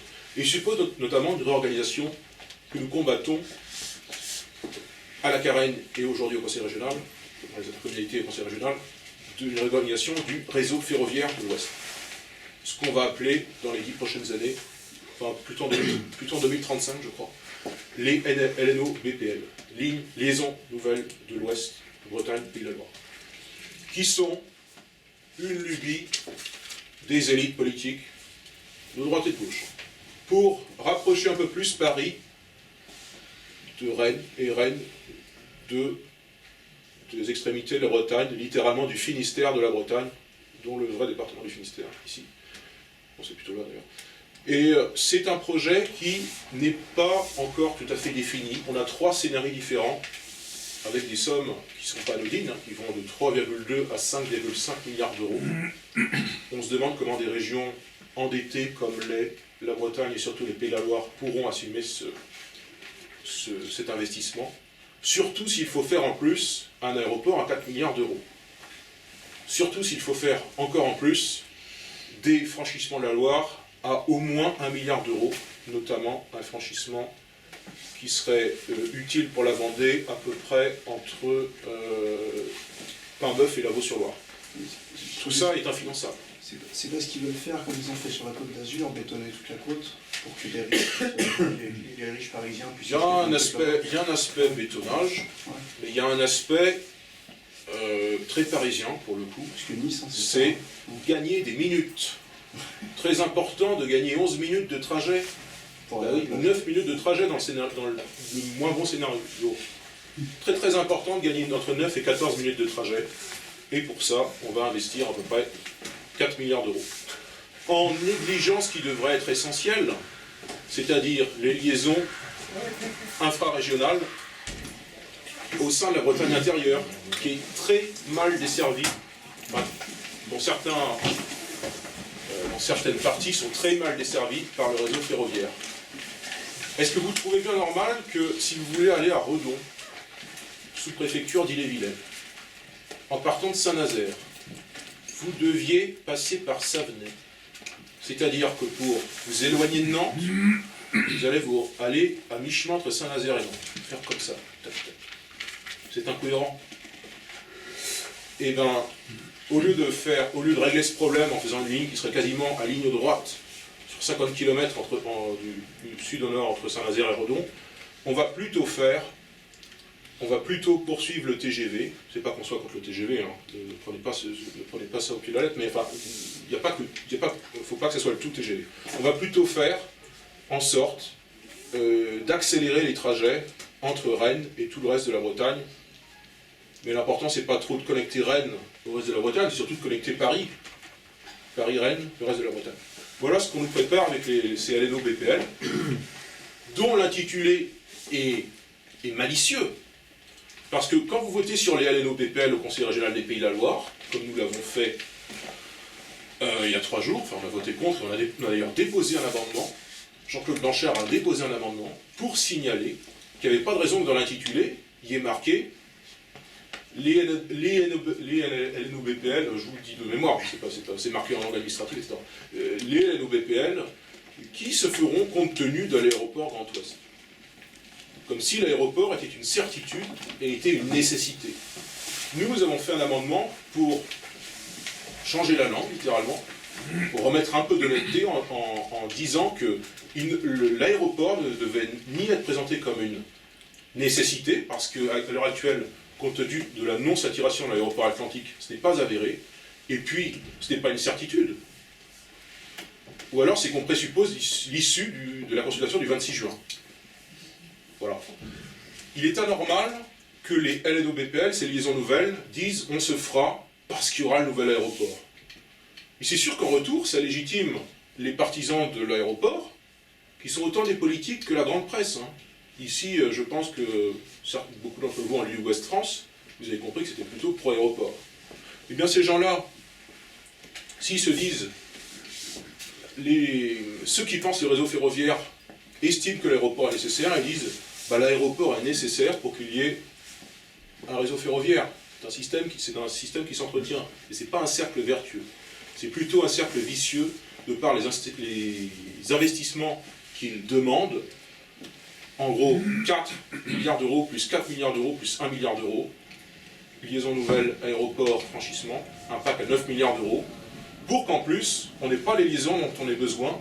Je vous ai parlé de la Bretagne intérieure. J'aurais aussi pu vous dire combien serait grand le besoin d'une ligne ferroviaire directe entre la gare de Nantes et puis l'aéroport actuel, à Bougnay. Cette ligne n'existe pas. C'est un peu aberrant. C'est un peu la... Ça se métropolise, mais pas partout, quoi. Il n'y a pas de cohérence partout. Il serait quand même cohérent de lier la gare à l'aéroport de Nantes, ou alors c'est peut-être qu'on veut On ne veut pas favoriser tant que ça, on ne veut pas dynamiser tant que ça l'aéroport, puisqu'on est déjà, inconsciemment, ou consciemment d'ailleurs, dans un scénario d'un transfert aéroportuaire. Eh bien, ce n'est pas notre position. Et ce genre d'idée, c'est initié par qui, là, les entreprises du BTP? C'est difficile à dire. Il est évident qu'il y a un lobbying. Les politiques sont soumis aux entreprises du BTP notamment. La presse fait aussi son travail. Hein. La presse fait aussi son travail. Je citais Ouest France. Eux, ils sont un peu débiles, non? Enfin, je ne maîtrise pas, quoi.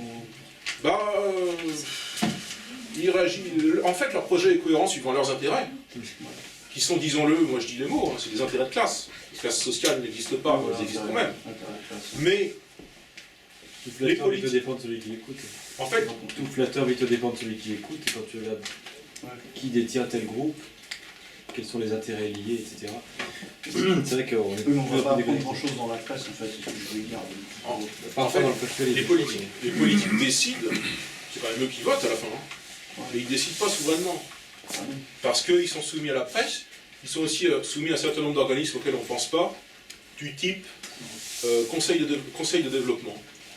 Ce sont les organismes qui pensent en gros le développement territorial, en lieu et place de ce que citait Eric, c'est-à-dire l'État central. L'État central ne peut pas être omnipotent, mais il a quand même une vision stratégique de long terme, que par définition ne sont pas forcément des organismes qui sont assez peu représentatifs de la... déjà assez peu compétents à mon sens, et assez peu représentatifs de la pluralité d'idées. Tout ça c'est un mélange, grands groupes multinationaux, presse, expertocratie, ce qu'on appelle l'expertocratie. C'est-à-dire, au lieu de mettre des représentants du peuple, mettons des experts, qui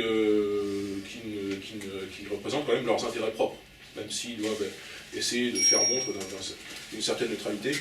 C'est un mélange qui fait qu'il y a un certain nombre de blocages. Notre-Dame-des-Landes, ça fait 50 ans qu'on en parle. Est-ce qu'ils n'ont pas intérêt à multiplier ce genre de choses avec des environnements de la situation qui touchent des indemnités, il me semble, non? Dans les conseils métropolitains, dans les organismes comme les conseils de Vinci a de développement, l'argent, plus c'est regardé, plus il a de l'argent de les l'État. agences d'urbanisme, on touche des indemnités. Donc ils ont intérêt à multiplier ce genre de projets qui ne peuvent pas se faire. Ah bah oui, ma foi. Au Césaire, qui est aussi décisionnaire sur cette chose-là, même s'il émet des avis consultatifs. Ouais. En influençant, il est quand même décisionnaire malgré tout, en influençant intellectuellement les gens en disant « Ah oui, c'est bien, parce que les régions seront plus fortes économiquement ». Au Césaire, on touche de l'argent. Et ce sont pas forcément, il n'y a pas un mec du FN au Césaire. Puis après, tu peux payer des politiques. Bah, après, on ne peut pas l'accuser personnellement, mais on sait qu'il y a assez... Par les régions, il y a plus de corruption. Dans l'histoire de Notre-Dame-des-Landes avec Jean-Marc Ayrault, il est évident que si c'est un projet qu'Ayrault fait durer envers et contre tout depuis... Ayrault, il est en politique depuis... 86, je crois, non? 87. Ouais, il était maire de Saint-Herblain avant ça, depuis 83, je pense.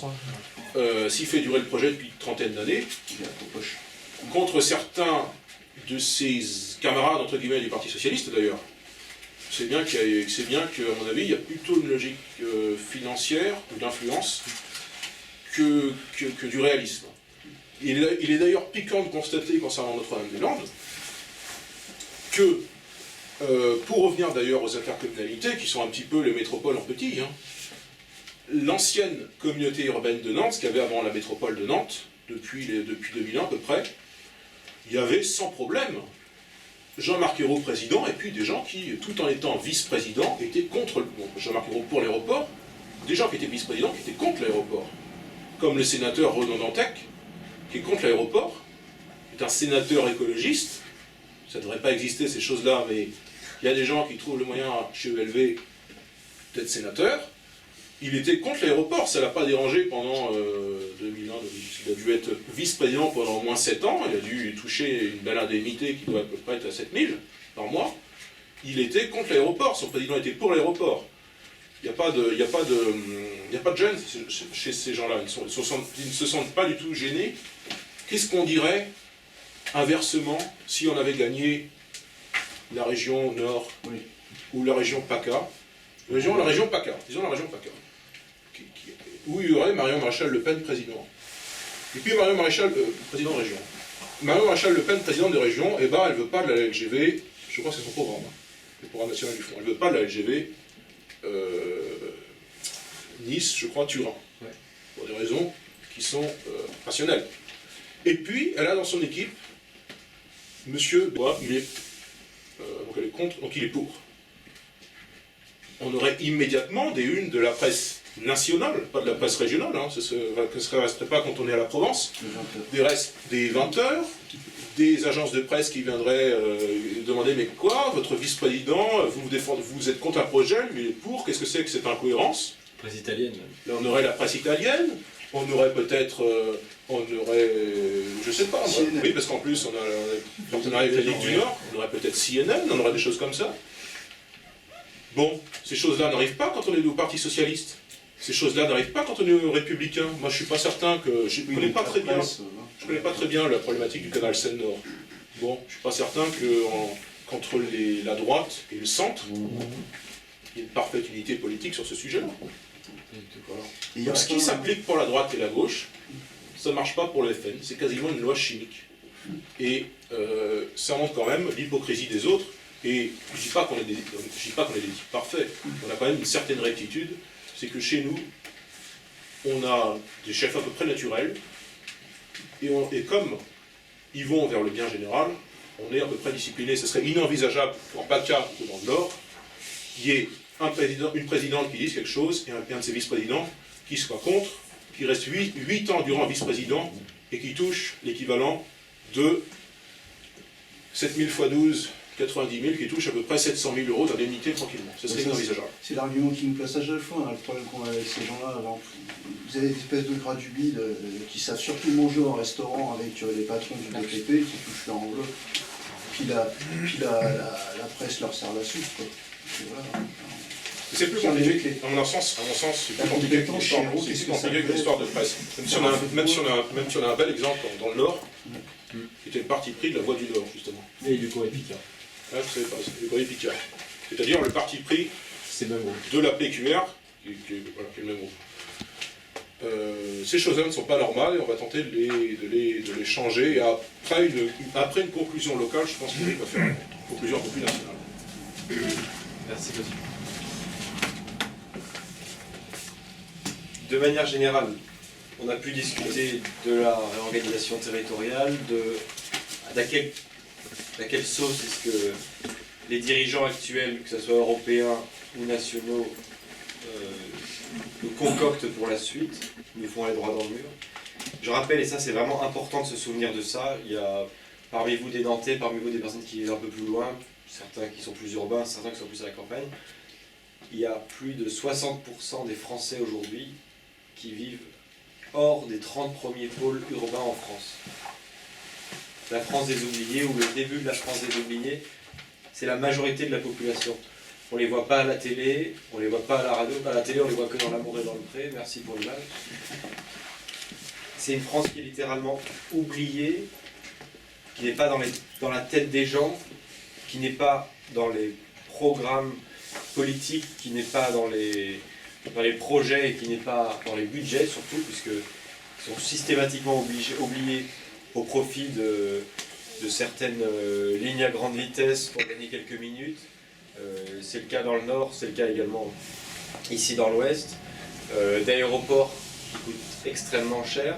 Et au final, et l'exemple que Gauthier a pu développer est extrêmement intéressant à ce sujet, on nous concocte de plus en plus, et là c'est particulièrement le cas près de Montdidier, là où j'habite, une France avec d'un côté ceux qui prennent le TGV, ceux qui prennent les avions, qui vivent dans les grandes métropoles, qui travaillent souvent à un niveau d'études relativement important, qui ont pu faire les études qu'ils souhaitaient, qui ont des revenus corrects, voire de bons revenus, et qui eux sont les gagnants de la mondialisation, qui s'accommodent de tout ça, et j'ai envie de dire c'est très bien pour eux.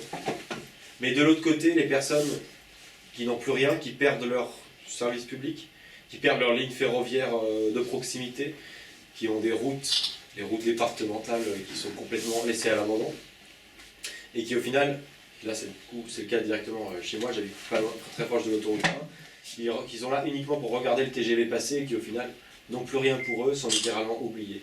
Et quand on se bat pour la cause nationale, il ne faut jamais oublier que, évidemment, comme nous œuvrons pour l'intérêt général, nous devons penser à l'ensemble des Français, à l'ensemble de notre nation.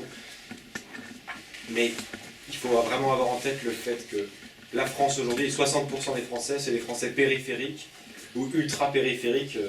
Je pense à ce qu'on appelle avec un mépris la diagonale du vide, ou comme ultra-périphérique, je pense également à nos compatriotes d'outre-mer qui, de ce point de vue-là, et au niveau de l'organisation territoriale, sont dans des situations aussi dramatiques, voire parfois plus dramatiques que ce qu'il peut y avoir dans la France des oubliés en métropole. Il faut penser il faut avoir en tête qu'on défend toutes ces personnes-là. Il faut avoir en tête que, au cœur de notre projet, pour défendre le peuple français, c'est pas de l'égalitarisme, mais il faut que notre projet, notre combat soit là pour défendre l'ensemble des Français et par conséquent mettre le paquet aujourd'hui, parce qu'aujourd'hui c'est vraiment là où, de ce point de vue-là, c'est littéralement laissé à l'abandon. Mettre le paquet sur la ruralité, mettre le paquet sur une organisation territoriale plus juste, mettre le paquet pour voir que les services publics, c'est pas la poste par exemple, ou les hôpitaux, c'est pas de la rentabilité de la place du lit d'hôpital, de combien de temps on y reste, ou de combien de lettres on envoie, etc. C'est un principe beaucoup plus philosophiquement juste et d'égalité pour chacun, mais également au niveau des territoires, qui est certes pas forcément plus rentable pour certaines entreprises et certains opérateurs économiques, mais qui en pratique, au niveau de l'intérêt général, est beaucoup plus efficace. Parce que si, pour toutes les raisons qu'on a pu développer, on laisse littéralement en friche toutes ces campagnes et toutes ces zones périphériques, le coût que ça coûtera à la société en général d'avoir des endroits avec des personnes qui n'ont pas la santé, qui n'ont pas les infrastructures pour avoir la santé nécessaire, qui n'ont pas les bassins d'emploi pour avoir un niveau de vie nécessaire, qui n'ont pas l'accès à l'éducation et un certain nombre de formations, que ce soit formation manuelle ou formation universitaire, on fait et on entame encore plus cette sécession de ces deux France, cette France des flux, cette France des métropoles, cette France la moins perdante de la mondialisation, et de l'autre côté, cette majorité de la France qui est littéralement laissée sur le côté. Et c'est vraiment, on a parlé de sujets un peu techniques, d'organisation du territoire, pas mal de géographie. Il y a toujours un lien avec l'écologie qui était sous-jacent, puisque évidemment, que ce soit pour les circuits économiques, pour les circuits courts, pour les circuits de transport, on ne peut pas se passer de pôles, on ne peut pas se passer de villes et de pôles qui sont champions nationaux, ça me semble être une évidence.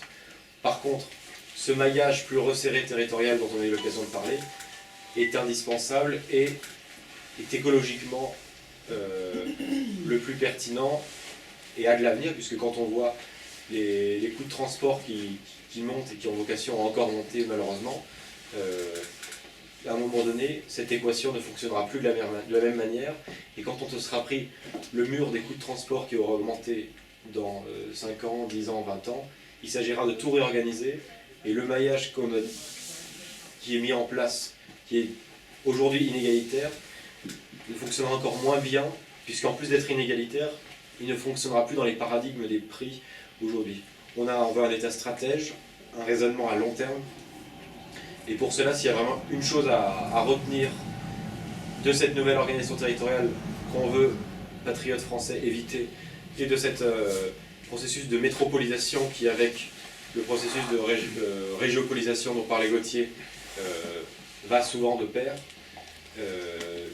c'est de se dire, ce projet-là est fait pour un certain nombre d'intérêts, on se bat pour tout un tas de raisons, mais c'est une question de justice, c'est une question d'égalité.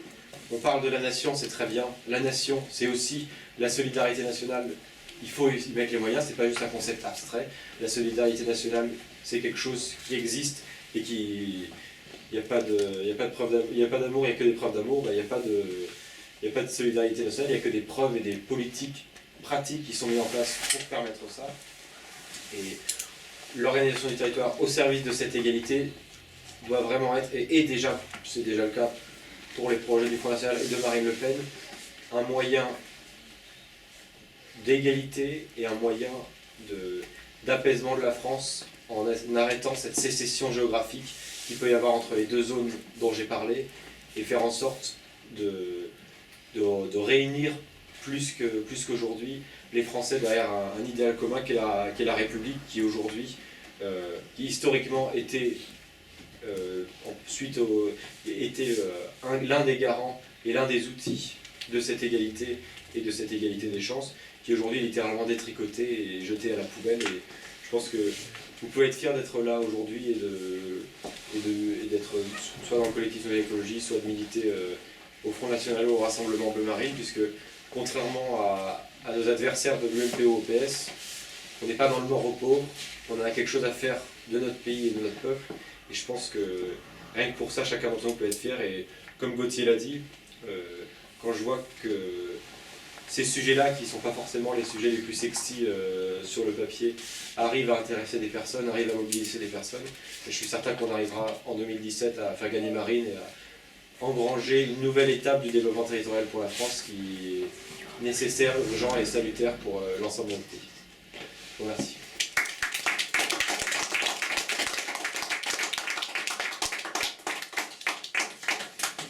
Voilà. Merci.